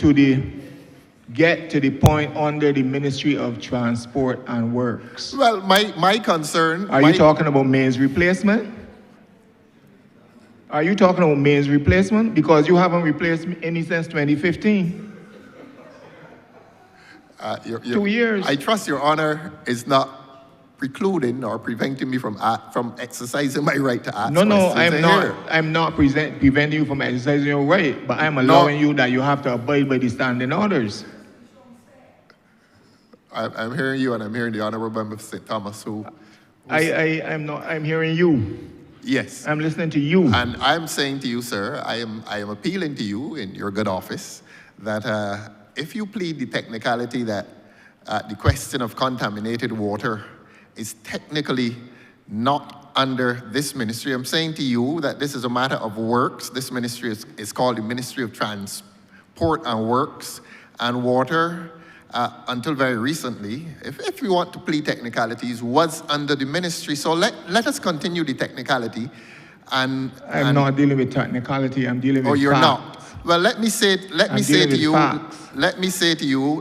you, Honorable Chair, that there was a time when the matter of water fell under the Ministry of Transport and Works. And my question is related to that period when water was under the Ministry of Transport and Works. So please allow my question then. Honourable Member, on a point of order, please allow. On a point of order, Mr. Chairman. Your Honourable Member knows that the most basic rule of the debate is that it has to be relevant. Whatever might have been in that ministry, it could have been energy, it could have been the hospital. It is irrelevant to this discussion. He should either ask his question or move on. Your Honor, I don't know if the intervention or it's a point of order. Well, Your Honor, let me respond. I am asserting here today. Honourable Member, I respond to the point of order. Oh, you are responding to the point of order? Yeah. Point of order, accepted. Right. And what is your ruling, sir? I said point of order, accepted. So am I permitted to go on to ask about... You go on. But I haven't finished, sir. You can go on with the relevant question, but not out of order. Your Honor, I am saying to you that I am asking a question relating to a period when water and the Barbados Water Authority was Honourable Member. But I haven't finished, Standing order number 41. The Speaker or the Chairman in committee of the whole House, after having called the attention of the House of the committee to the conduct of a member who persists in irrelevance or tedious repetition, either of his own arguments or of arguments used by other members in debate, may direct him to discontinue his speech and resume his seat. Well, I haven't left my seat. I give you one more opportunity to raise a relevant question. So you have rules under the Ministry of Transport and Works. Just for clarity then, Your ruling is that I cannot ask about contaminated water in St. Lucie. Is that your ruling, sir? You cannot ask about irrelevant. No, I'm being anything. particular You here. cannot ask, honorable member, you cannot ask about anything irrelevant in this debate, whether it's contaminated water in St. Lucie, according to you, or some in Christchurch South, or the lady under the bridge in Christchurch South. I'm obliged to you, sir. So the record now reflects that the issue of contaminated water in St. Lucie is not to be raised And the record under this also head. reflects that the honorable leader of the opposition is asking irrelevant questions. Thank you, sir. And wants to disobey what the rules of this house says. Thank you. May I proceed, sir? You may proceed based on what we just said. Yes. All right. Let us then ask the minister if the roadworks in St. Lucie have contributed to the contamination of water in the parish of St. Lucie. Honorable member, this is not a debate on water. It is on roadworks, sir. And I am asking if there is, I know the honorable member this morning said that the honorable member herself is not technical. And then the honorable member went on to state that she is a lawyer. We have been on the question of roadworks for the whole day. And transport. I am now asking a question as to roadworks. I just heard a long exposition from the junior minister that some roads are built on several feet of dirt. I wonder how the ministers of housing and agriculture feel about that. But that's another issue. Let us be relevant. Am I then permitted? Beg your pardon, sir.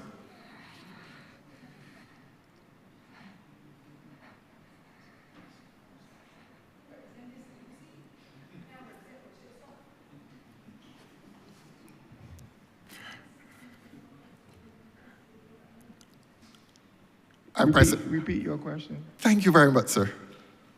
I don't know why there's so much disquiet in here. I don't know why, sir. I am very calm and gentle. Why is there this disquiet? Can't simple questions be asked in here? Leader of the opposition, ask your question. Thank you very much, sir. On the issue of road works, Minister, my question is, has the ministry discovered any evidence that the road works have been contributing to the contaminated water in Barbados?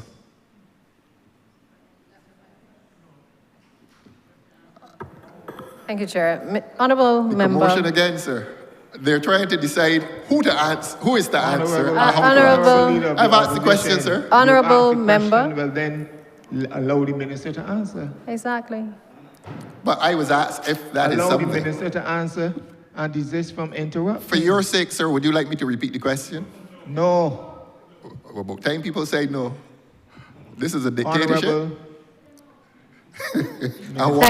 Thank you, Mr. Chair. It is clear to me that just about everything has gone wrong with the Democratic Labour Party leadership. No, that's not an answer. That's not an answer. And the simple answer to your question is no.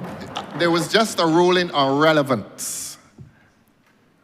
Please let the ruling on relevance apply to this non-answer. I am asking a question that I'm entitled to ask. No, it has not been given. With all due respect, sir.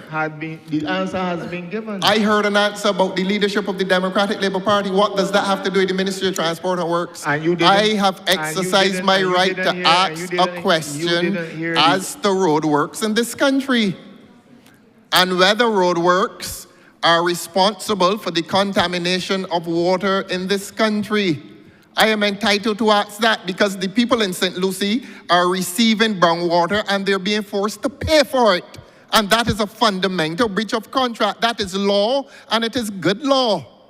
And the people of St. Lucie are entitled to an answer. Honourable Leader of the Opposition, the honourable member answered. She said no.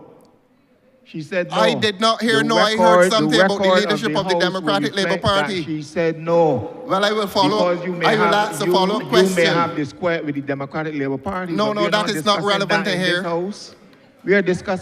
We are discussing things pertaining to the estimates of Barbados. And my question pertains to the estimates. And she answered. And I have a follow-up then, sir. Go ahead. Thank you. If the works, now I've received an answer that the road works are not contributing to the contamination of water in this country. Honorable member, if it is not the road works, is this government in possession of any information as to what is causing that contamination, if not the road works? How many people am I questioning, sir? I am hearing about 6 voices. Mr. Chairman, if I can be allowed to respond, it will not answer if questions. the honourable member I have sat here for the whole can allow me to Honourable respond. Leader of the Opposition, we are not going to go through this again. Go through what again, sir? I My have right said, to ask questions? I have said to you, But why is my quoting question from so troubling? the standing orders of this House, I have ruled on it. Please allow the honourable member to answer. I thank you so much, sir. So you're ordering the member to answer. Thank you. Go ahead, honourable.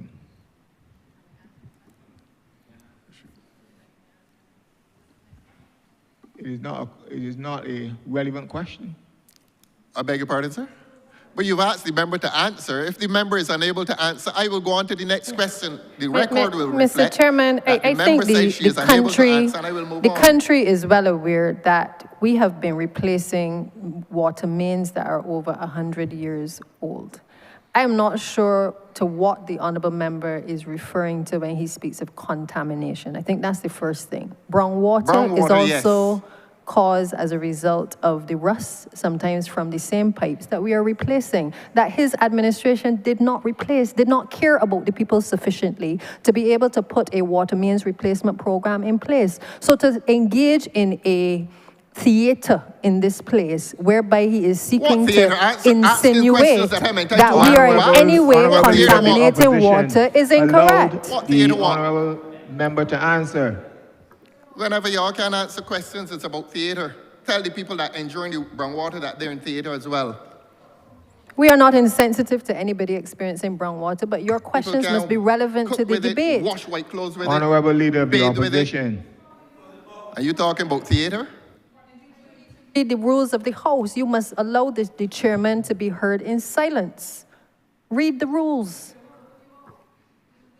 in this place. Theater what? You're to answer the questions. What theater what? Answer the questions. Honourable Leader of the Opposition, ask your final question. Simply have difficulty with a question and it becomes theater. The people in Barbados that are suffering are doing it in theatrical posture. You don't want to answer questions, say you don't want to answer it. May I proceed, sir? I have said that long time ago. Thank you very much. Now, honourable member, you have stated in answer, and you said we have been replacing water mains that were not replaced before. Please, honourable member of St. Thomas, just let me ask the question. Just let me ask the question. You talk about theater and you interrupt me every time I ask a question.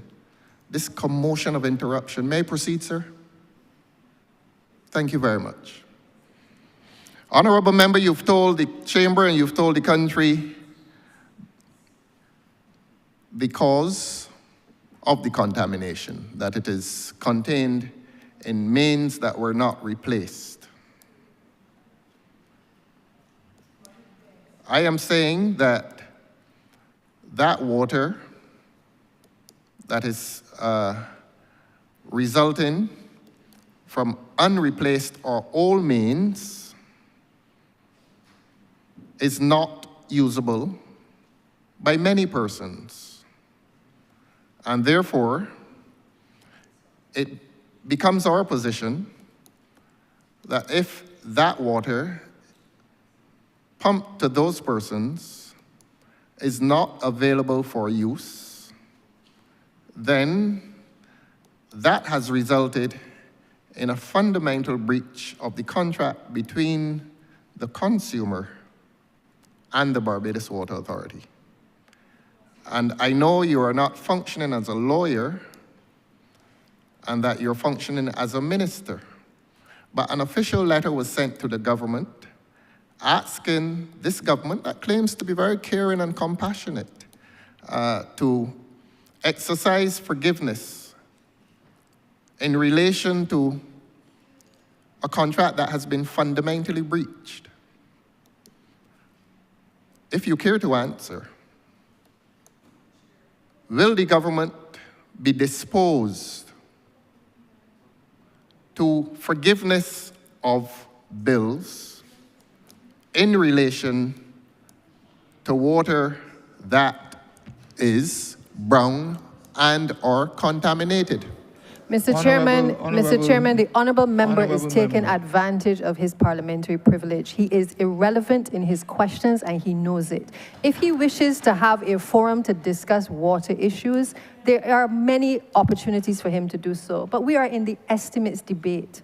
There are young people above me watching this debate and have been here the entire day. This is not the way that we conduct parliament. And the honourable member would do well to take the example from others who have come before him.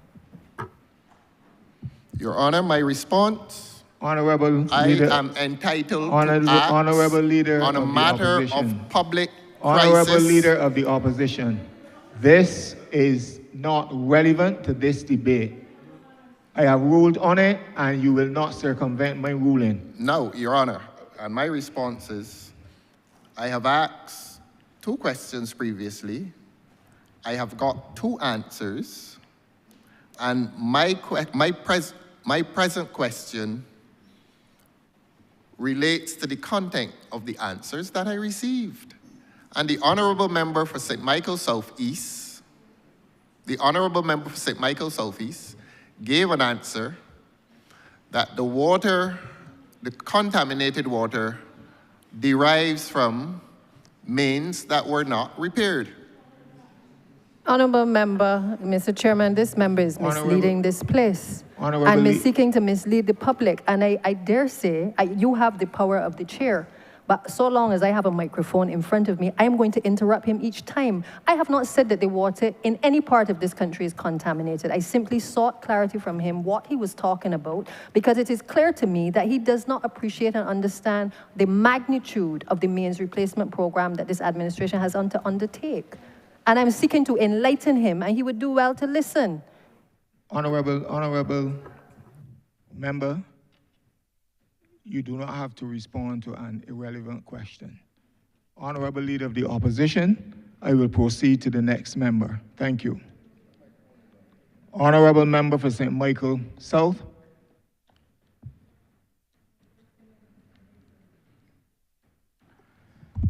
Thank you, Chair. First of all, let me commend the Minister and her team for the excellent work that they're doing going forward, and as well as the work they would have done going forward based on what I see in the estimates. My question was in relation to Head 516. I was looking predominantly at the matter pertaining to traffic lights and street lights and so on. And when I came to office, Mr. Chair, one of the things that concerned me most was that my constituency, but other parts of Barbados as well, was particularly dark. And I've written quite a few letters in relation to lights in St. Michael South. And I'm only using St. Michael South as the example, but I suspect persons all over Barbados would be interested in knowing how they are able to get lighting on relatively dark streets. For me, this would be Chelsea Road. This is also Dayton as well. So what is the procedure? Because I have heard that we do every other light, but there's some streets that have lights on every pole. Then there's some streets that have lights on one pole, miss 2 poles. So is there a rhythm? And if so, what is that rhythm? What is the determining factor? And it's not only lights, I suspect the same happens with mirrors at the corners of streets. How do people get those mirrors? They're little nuisances in constituencies and communities that people would probably like information on how to remedy. So lights, humps, mirrors, and the number of times that I would have written MTW, unlike the member for St. Thomas, I get a response though. I get acknowledged. I get acknowledged, but oftentimes, you know, the work doesn't follow the acknowledgement. So through you, Chair, I'm just wondering what is the procedure, particularly for lights, because I fear that men do not appreciate how women feel in darkness and the fears that are associated with it. And I'm just wondering if we could have a procedure on lights and also, I mean, in relation to that, mirrors and humps and these things that constituents continuously ask for. That would be one. Thank you, Honourable Member. A very relevant question, and I'm happy that you relate it to the gender issues, because a lot of people do not relate well to the fact that women in particular are impacted by poor street lighting across the country. You will note from the estimates that we would have allocated, well, there is a $2.5 million provision in the estimates, which is down from the usual $6 million that we would have received previously. And we would have highlighted through the Permanent Secretary to the Ministry of Finance that that is clearly an error, because we do need to continue to improve street lighting across the country. And I'm hoping that there will be a move-in of resources to us before the end of these estimates are concluded. We receive requests from members of parliament, from the depots, from you know, the ministry's website. Persons respond to that website and indicate that they would like infrastructure being placed in various locations across the country. That information, certainly if it comes directly to me, I share that information with the relevant departments within the ministry. I will send it to the Chief Technical Officer, copy it to the Permanent Secretary, and they will send it on to the other departments for those issues to be addressed. We have a utilities coordinator who compiles all of the requests, and that individual will then meet with the Barbados Light and Power and work through with them the requests that have been made and to determine which of those streetlights they have been able to do and which ones have obviously not been done in a particular month. So we get those reports as to what has and has not been done. Obviously, I believe that why some members may complain or constituents may complain that they haven't gotten the lighting done is perhaps more of a capacity issue on the part of the relevant agency, because we do keep up to date with the list, but we find that the attention that perhaps needs to be paid to knocking off those requests is not certainly where we would want it to be. The issue of mirrors as well, a similar process obtains. You can write to the Chief Technical Officer outlining the location, an assessment will be done, and then a determination made in the financial year as to where those mirrors are allocated. In relation to, I think you mentioned speed humps as well. Yeah, now this is a difficult one because oftentimes, every time that we do a road, we are asked for street humps, especially if it's not a major highway. The public has a way of asking us for these to be installed. And I think you could understand the challenge if we had to install speed humps at every single road that we have constructed. And so the ministry, the technical team would determine based on a number of factors, obviously with their children in a particular area, and from a safety perspective, whether or not they are in a position to do the humps. But this is one of the issues that we're hoping to address in this financial year in relation to the depots, because technically the depots are responsible for this area. But in many cases, I would have to say that we've not been as effective in the output of responses for these types of works, which require artisans, they require skilled persons to be able to do it. What we are proposing in this financial year, again, is that where the ministry staff can undertake core services like the installation of mirrors, the installation of speed humps, that we continue to do those things. But where we can map out the locations where these things can be done and where the specifications can be provided for them to be done in accordance with the standards of the ministry, that we're in a position to outsource to independent contractors to have those individuals being able to meet those standards to get the work done. Because it makes no sense us taking all these requests for speed humps or the installation of mirrors, and we're not in a position to get back to persons or to meet the requirements. In many cases, we have the mirrors, but the manpower is where we often fall down. So the approach going forward is to basically identify our core, what are the things that the team within the ministry can do on each of the areas that are of concern to the public, and where we can provide the scope to the contractors, we invite persons to be able to carry out those works going forward. And so that is the model that we are using in relation to those three issues. I would also want to take the opportunity to mention that independent of the street lights that we would source through Barbados Light and Power, there is also a donation from the People's Republic of China of 430 solar lights and lamps, which it is our intention to be able to utilize along Highway 2A.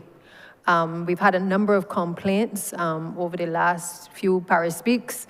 Every time we go into the parish of St. James for persons complaining about the lighting, the poor lighting in that area.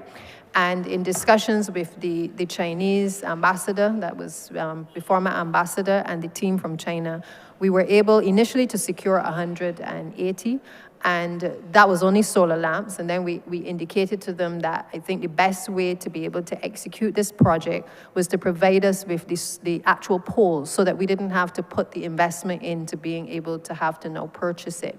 I'm pleased to say that the first 180 have already arrived on island.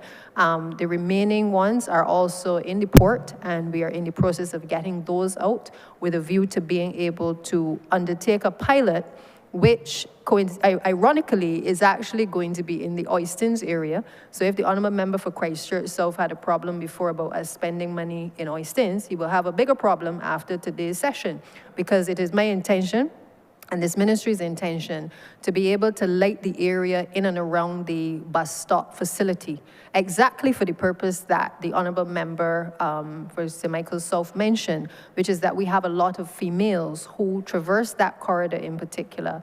And we really want to use that location. And I think most of you know this location is close to the ocean.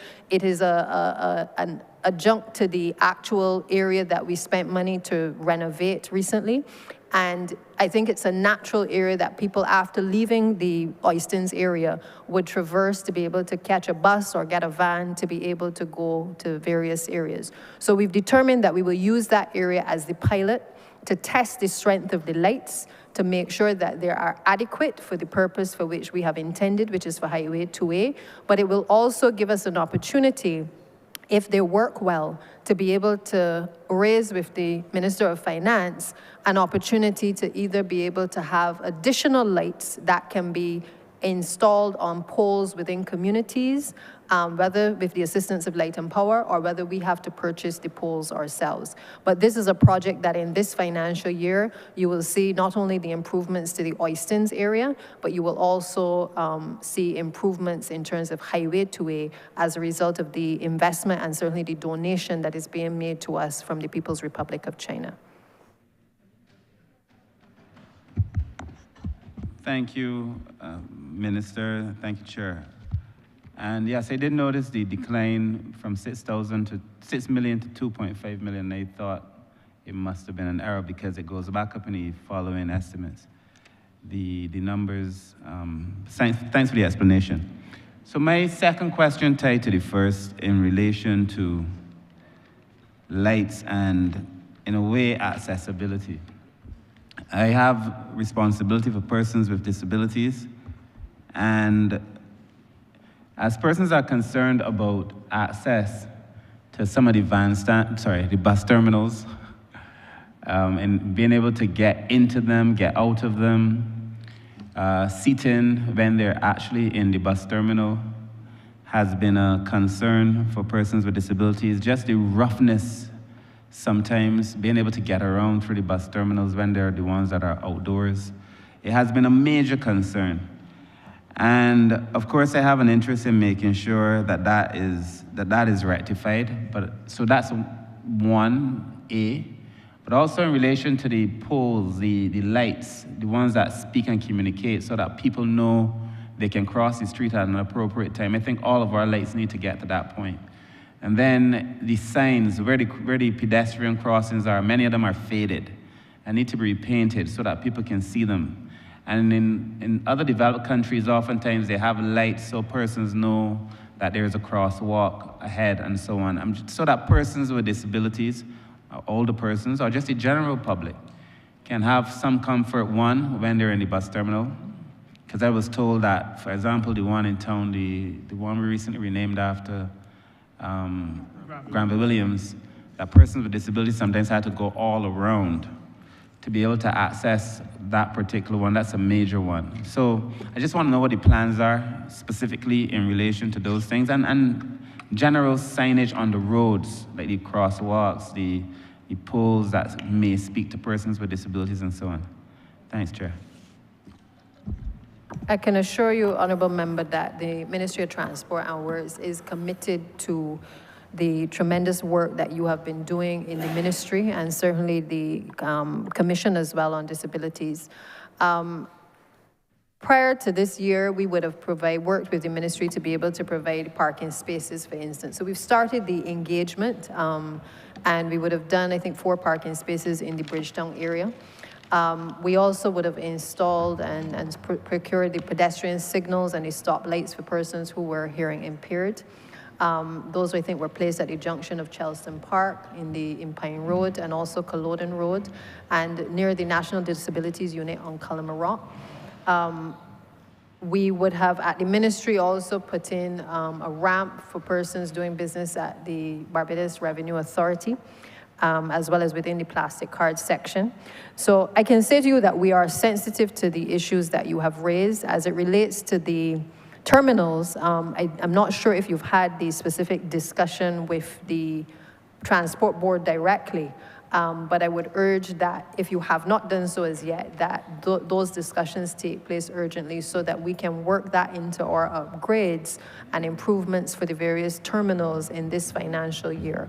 So I think that the commitment is certainly there. I'm also told that the intention is to introduce what we call crosswalk beacons as well, which again would further facilitate persons with disabilities. And we would be guided in a lot of cases by the data from the National Disabilities Unit and your ministry in terms of prioritizing the areas and perhaps even the demand in certain areas over others where we should direct the resources available to this ministry as well. Yes. Just a follow-up, Chair. Thank you, Minister. It's just that these conversations are not new, so I wouldn't want the impression to be given that the transport personnel they're unaware. So I was just wondering what the specific plans are, because it has been raised. Okay, and I'm just wondering if perhaps you're the person responsible for those bus terminals could tell us when we could look forward to some relief for persons with disabilities. Okay, I'll ask Mr. Fabian Wharton perhaps to address the issue of the terminals. Thank you, DPM. The issue as it relates to persons having accessibility in our terminals, and you're quite right, is one that was raised before. Quite recently, the management team of the Transport Board, being aware, we actually know who the persons are that use the buses, and you are correct that it is easier for them to board by coming through the entrance around where you described. What we are currently looking at is how to redesign Gate 1 and 2 and to allow that area to be more accessible. That is what we are currently discussing and getting plans to see how we can get that effected. What has happened is that the persons we are aware of, and the two is from St. Philip, that use the bus on a regular basis, for sure. So we want to stop him from having to come around and then sometimes find himself passing by the traffic or where we need that assistance. So to be honest with you, because of his travels, has given rise to us quite recently looking at it and asking ourselves how we can do that. And so far what we are at is that gates 1 and 2 seems to be the easiest part because you have the ramp there when you come in. It's a concrete slab when you're coming in, so then you can just make that quick turn instead of the persons having to traverse right down through the terminal. So that is the stopgap phase. But then more holistically, we're going to have to get people in from your side with the expertise or wherever we get that expertise from to look at the total terminal then in terms of how we treat to that accessibility. Thank you, Chair, and thank you, Minister, to you and your entire team for recent works that we would have seen in St. Michael South as well. So thank you very much.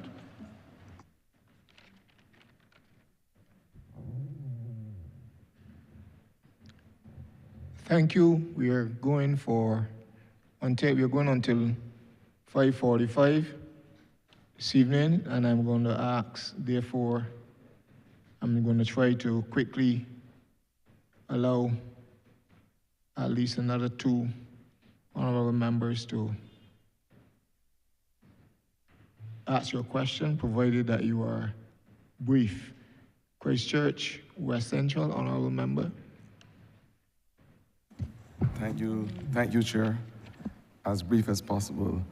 I want to locate my conversation directly to head to support grant 0523, recognizing, of course, that the other aspects of what I wanted to discuss were thoroughly discussed by my colleagues.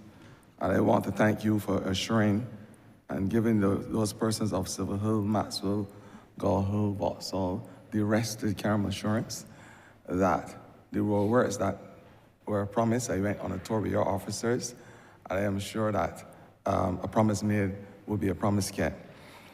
At 0523, there is a vaccine issue.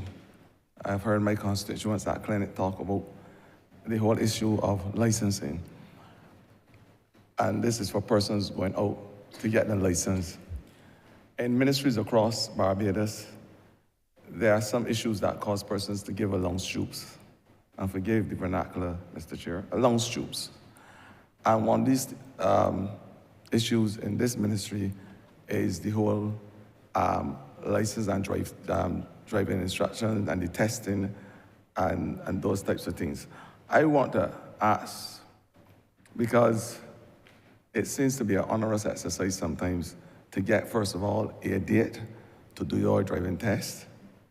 And secondly, even after you are given a date, you have often heard persons complain about the length of time they have to sit down in the car sometimes to wait to get a testing officer to come and do said tests. I want to ask if, of course, knowing that this is an issue, what is this ministry's response? Because I have seen also in this sub-program that additional monies were put there, not only on personal emoluments, but for professional services. So I would want to assume that this money was put so that we can have more contracted testing officers. And I don't know what else are the plans, but this is obviously a vexing issue for a lot of people in Barbados. And I would like you to give us the fix on this issue. Thank you, Honourable Member. Yes, the estimates reflect that it is our intention to engage the services of about 3 more testing officers. We have had a number of challenges in terms of persons off sick or the positions not being filled. And in many cases, we've had to bring back persons who have retired to be able to augment the existing staff that are presently there until we are able to have those positions filled for which those requests have been made. It is our intention to continue to contract the services of individuals to be able to help to ease the stress and the strain on not just the officers, but also the public at the Barbados Licensing Authority. We've also been moving in the direction of trying to modernize the Barbados Licensing Authority, whereby technology would drive a number of the services available to the general public. Across government, we've been trying to stop people from having to come to offices, but rather to engage in doing a number of the services online. Almost every person, young person, old person, has access in one way or the other to a device or a computer whereby they can access services and pay for services online. And we've been trying to encourage more and more persons to be able to move in that direction. There's a system that is being developed, which is an online system, which will be known as the Driver's License Management System, where persons will be able to register and to pay for their regulation tests. To be able to get a driver's license, they can pay online to purchase those services. They can also apply for appointments for the driver's license. It would also facilitate them getting the card and the appointment to get the card. And there would also be a reminder system that will be onboarded to allow for persons to renew their driver's license card so that you get a prompt after when you are ready to renew the driver's license that that time is about to expire and that you can go online and pay for these services. We expect that there will still be the opportunity for some people, especially elderly persons who are not as familiar sometimes with the technology, to be able to still utilize the walk-ins, but we try our best to discourage that as much as possible. And we are looking to have that rolled out by the end of March. It is currently with the ministry, MIST, in terms of looking at doing the penetration tests, which would allow, once that is done, for us to be able to launch it by the end of March. So I hope, Honourable Minister, that answers the question in terms of what is to come. It has taken a little while for the technology advancements in licensing authority to be rolled out, but we do believe that this would certainly go a long way in being able to ease some of the stress that the persons experience.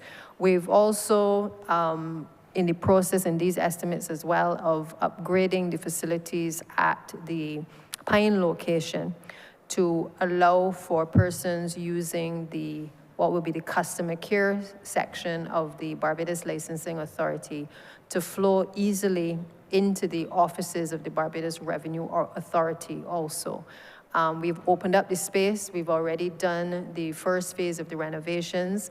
I believe that we are simply now waiting on the Barbados Revenue Authority to give the green light for us to be able to retrofit 2 of their kiosks, because I am mindful that persons with disabilities should not have to walk on the outside of the building after engaging in services with the Barbados Licensing Authority to be able to go to the Barbados Revenue Authority to pay for services.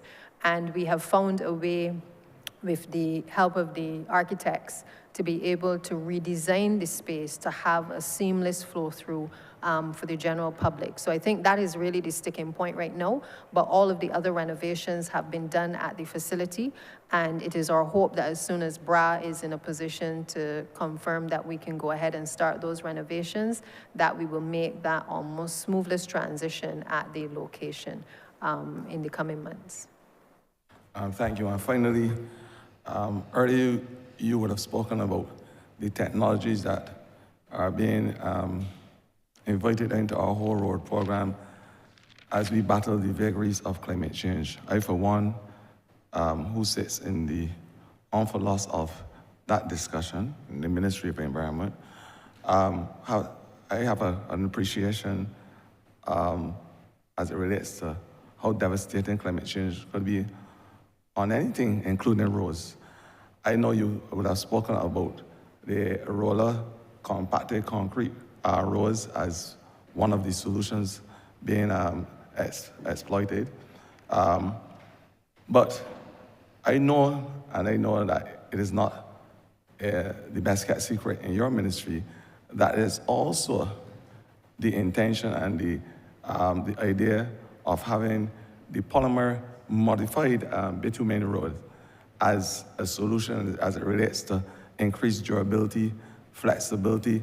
The reality is that it has viscoelastic properties that normally the other roads don't have, and to be able to stop all those cracks and to keep the viability of the road for longer periods of time, I think that this is a good notion in terms of how we should be advancing road technology, repairs of potholes, etc. What is your ministry's intention to use this type of technology, and what are we doing so far in your ministry? Because I know that we would have started some experiment with that type of the polymers. Thank you, member, for your question. The polymer, we refer to it in ministry as solid earth, is a technology that we would have discovered 2 years ago when we traveled to Arizona for one of our road conferences, IRF conferences. And what we saw was a product that could be applied to the soil, and when allowed to harden, would make that soil hard like rock. And we felt that we can use that here, we could apply that product here in the Barbadian context. And we brought down a team from Arizona who trained up some of our NTW staff in how to prepare the polymer. It requires a mixing, a certain ratio of water to polymer to get that perfect mix. One of the challenges we would have discovered in the initial stages of using this is its soil types. The soil that is found here in Barbados versus the soil that is found perhaps in places like Arizona, where there's a more desert-like environment, and that soil is very coarse and was well suited for the product. But we, over the past year or so, we have tweaked that approach. We have looked at different aggregates that we have here on island that would work with the polymer, and we have sent, our labs actually sent materials, different types of soils, different types of stone. So we even sent some milling stuff to see how well that polymer will work, because the intention of that was to use in the short road program. It came up because when we first came up with that program, we were looking at roads, not necessarily how it evolved, where some roads 300 meters, 200 meters, 500 meters were built, but those little short roads, maybe as long as this room, that lead from the main road to person's houses, but were in holes or were in mud, and persons would then have to take off their shoes, put on a pair of slippers or a pair of boots to get in and out. Those little short roads, we were looking at see how we can harden those, seeing how we can harden those roads. So we were looking for a solution that was quick, that was easy, that was cheap, well cost effective to approach those types of short, very short roads, or not driveways as such, because we know, especially in the rural spaces, I see it sometimes in the urban space where people live in the back. We call it living in the back. You know, we have 2 or 3 houses up front, but there's a track that leads behind there, and persons have to walk behind there to get home. And oftentimes, that is just barely a cat road, if anything. So we were looking at those types of short roads. And we believe that we, after engaging with the company Solid Earth over the year, and having sent our materials over there to be assessed, and that we have come up now with a new approach, and we ordered some material. The material is on island. I spoke to the CTO just last week about it. It's on island. We are identifying a number of roads that we're going to start our rollout with. In terms of the, where we would go. Obviously, it's still in its pilot stage. It's still new technology to Barbados. I will let the CTO speak to it in more detail when I'm finished here, but just suffice to say that we are looking to roll that out this year as well, and see where we can apply that along with the other technology, which is the roller compacted concrete that you mentioned, and see how efficient that particular approach is. In the ministry, we all about evolving. Oftentimes, in the public sector. We don't evolve as quickly, certainly, as you see in the private sector, where they see the introduction of slurry seal, for example, as one approach to treat the surface or improving the surface of roads without having to go through the full process of rehabilitating the road. You know, you look at ways of fixing roads without having to spend the large amount of money that is usually spent in Villanova Road. And slurry seal, RCC, and now this polymer are just some of the solutions that we are coming up with in the ministry through a collaboration between us and the private sector, of course, in some cases. In this particular case, it was merely our technical staff who traveled and discovered this product that we are now bringing all these things to bear on the ministry to see how quickly we can have roads and access to persons' homes in both rural and urban Barbados as quickly and as cost-effectively as possible. And to build also roads that are resilient, because that is going to be extremely important going forward with the various impacts in terms of climate and vehicular traffic that we're going to have in our roads. So I'm just going to let Mr. Canterbury, our CEO, give some more detail about the use of the polymer and what are the plans for the ministry going forward, now that we have the product here on island. Good afternoon, Dave Scantlebury, Chief Technical Officer acting at MTW. Being cognizant of the time, I'll be quick. The Parliamentary Secretary mentioned the solid earth polymer, but definitely the member from Christchurch, well, West Central, mentioned polymer modified asphalts, and that actually is another discrete product. We recently, approximately 2 weeks ago, had a presentation from a supplier who mentioned polymer modified asphalts, which you simply take the asphalt and using polymers, we basically modify the properties of it to give it various characteristics that we want. Mainly stability, because what we find is that the heat of Barbados, especially since it's getting hotter, is actually creating a more, I should say, less viscous material, and therefore you're shoving a lot more. The weights of the vehicles are causing shoving at roundabouts, especially as well as areas where vehicles stop. And therefore, what we would like to trial is a product which would stand up a little better to the heavier loads that we're getting now, as well as the heat that we are experiencing. Thank you.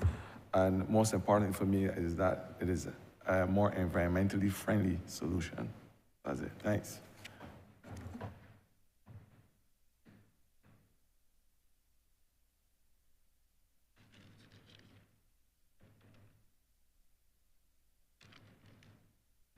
Honourable Member for St. James, St. Michael, West Central.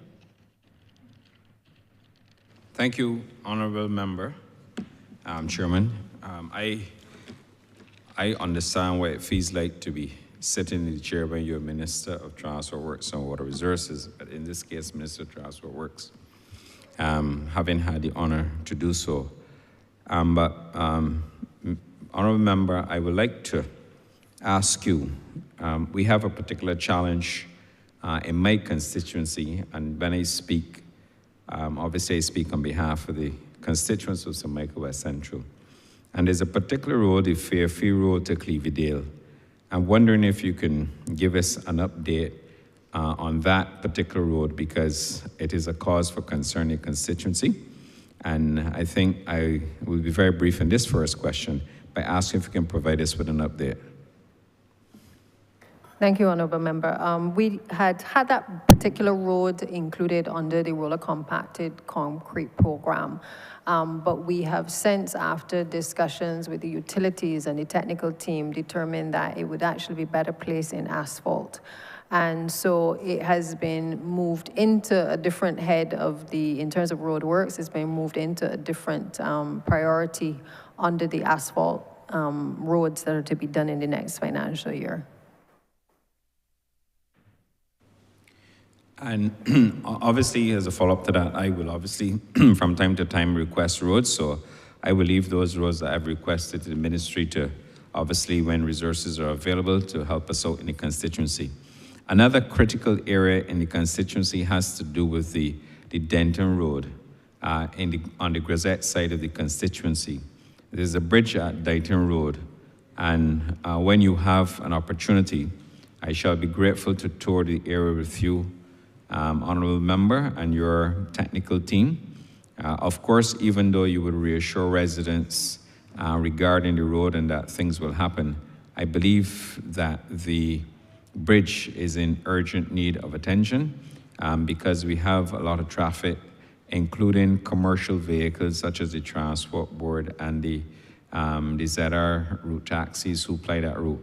And I would therefore, I know that there's provision within the estimates for reconstruction and further works to do with bridges, and therefore would ask you to look into that with your technical team, and I will make myself available if you so desire to have a tour with you so you can have an opportunity to look at it firsthand as we go through. So that's the road, and unless you can provide us with an update, no, Madam.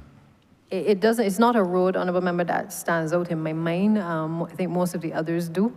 And it means that it perhaps is not actively on the agenda at this point in time, but I will certainly ask the team to assess the road and let us meet with you to be able to see exactly what we can and can't do. If it can have some maybe patching or whatever done, then fine. If it is for full reconstruction, well, I think you know better than anybody what is likely to happen. But I think the first thing is to meet and to assess it. Yeah. And thank you very much for that. Because I know there's been a lot of talk about, obviously, climate change and the rainfall and so on. And even though we can put measures in place to mitigate drainage, which I also believe stems from a lot of the upstream. And I know that the drainage unit has been working assiduously on several projects across Barbados, dealing with the ponding of water upstream, which could protect our roads and our bridges. I would also like to move on to the issue of streetlights. I would have submitted a number of requests to the ministry regarding streetlights, the installation of streetlights. I heard you, Honourable Member, speaking to the issue of the solar lights. I too would like to ask if there is for a pilot project in place to obviously have St. Michael West Central, including the pilot project, because as we well know that, especially when crimes are being committed, we can use street lighting as a prevention, one of the prevention methods in order to highlight areas. And in a time when people obviously have some concerns about safety and security, I think the whole question of street lighting, but I would have submitted a number of requests to the ministry, so I shall be grateful if at all possible you can provide a response to us now or at a later date regarding the installation of street lights in St. Michael West Central. I think the concern raised, Honourable Member, is one that almost every member in this chamber will probably be equally able to raise in terms of street lighting. I have my own concerns in St. Michael Southeast, and so I appreciate the issue of safety as it relates to poor lighting. What I will say, though, is that if we are able to secure additional solar lights, I think one of the first priorities that we would look at would be a conversation with the Honourable Attorney General and the Commissioner of Police to be able to look at those areas which are, in a sense, red flags, whether those are the city areas, whether those are high traffic areas where people are traversing in and out of communities. I think it would be done first and foremost with the guidance from the police, particularly because they have raised with us certain trouble areas that are cause for concern, where people may be robbed from time to time, or women have been sexually harassed in certain areas. So I would certainly pay attention if you have specific areas in the community that you would wish us to place the lights, but I would certainly be guided first and foremost from a potential risk of crime being the first priority, and then perhaps looking at the other areas thereafter. Of course, I cannot anticipate with the quantum of the lights that we will get, but once we get the numbers that would allow us to be able to service all constituencies, we will definitely deploy accordingly. And thank you for that. I certainly support the whole issue of the street lights, solar lights, and so on, because when I look at your sub-program 524, and I saw what was budgeted, I'd ask myself a question, but having heard from you that obviously the government plans to pursue a program of solar-powered lights, it would explain the reduction that we would have had in this year's estimates, forthcoming year's estimates, that is, compared to the current year. And I want to salute and recognize that initiative, and I will continue to make the case for St. Michael West Central insofar as additional lights when we get them. I've had the pleasure of traveling elsewhere, and I see the value of the solar lights and what they do to communities, and I am very pleased that Barbados will be going in that direction insofar as the solar lights. But on the last point, I just want to, on the issue of drainage as well, like I said, I know the job is very difficult for the officers within the drainage unit, having worked there, like I said, with the team before. But I think that we should pay particular interest to the ponding of water upstream. It has worked in St. Peter, St. Lucie as well, and I think that if we can, obviously the pond, as we all know, is an area where you excavate, you allow the water to settle, it will go flow into the aquifer, obviously help to replenish the aquifer that would allow us to have more water within Barbados. But I think that issue of ponding water should be dealt with, because when you, for example, if you start from in the constituency of St. Michael North, which is a adjoining constituency, and the water flowing coming down through to West Central, it finds every water course, every canal, and it causes no shortage of challenges relating to the blockage in canals and water, sometimes even compromising property.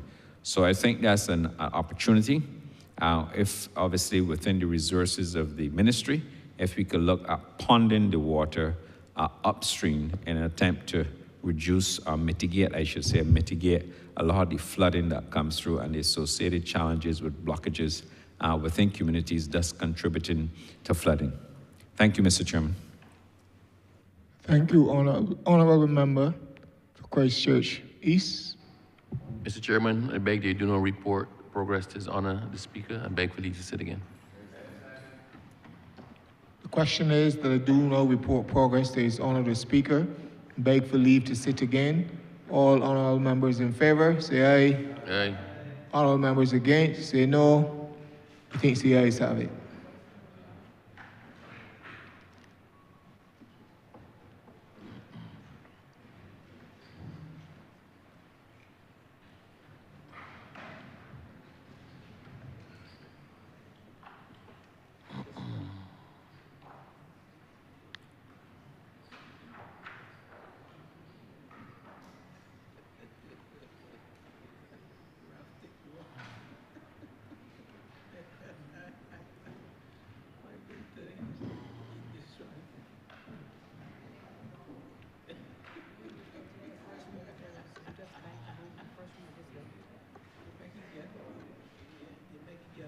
Chairman has reported progress and requests leave to sit again.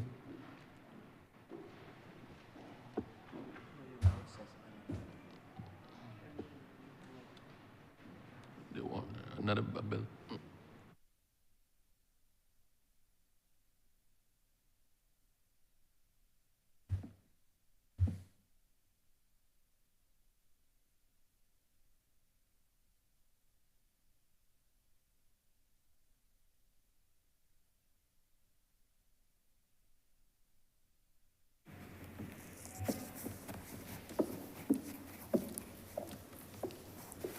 Mr. Speaker, revert to first reading of bills.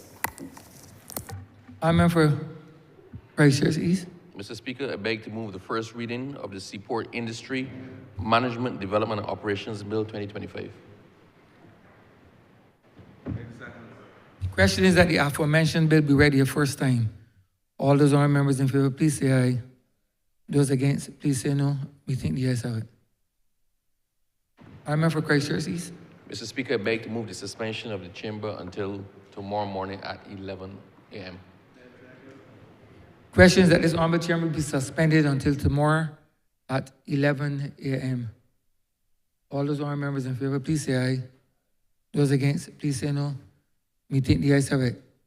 This honorable chamber stands suspended until the 25th day of February 2025 at 11 a.m.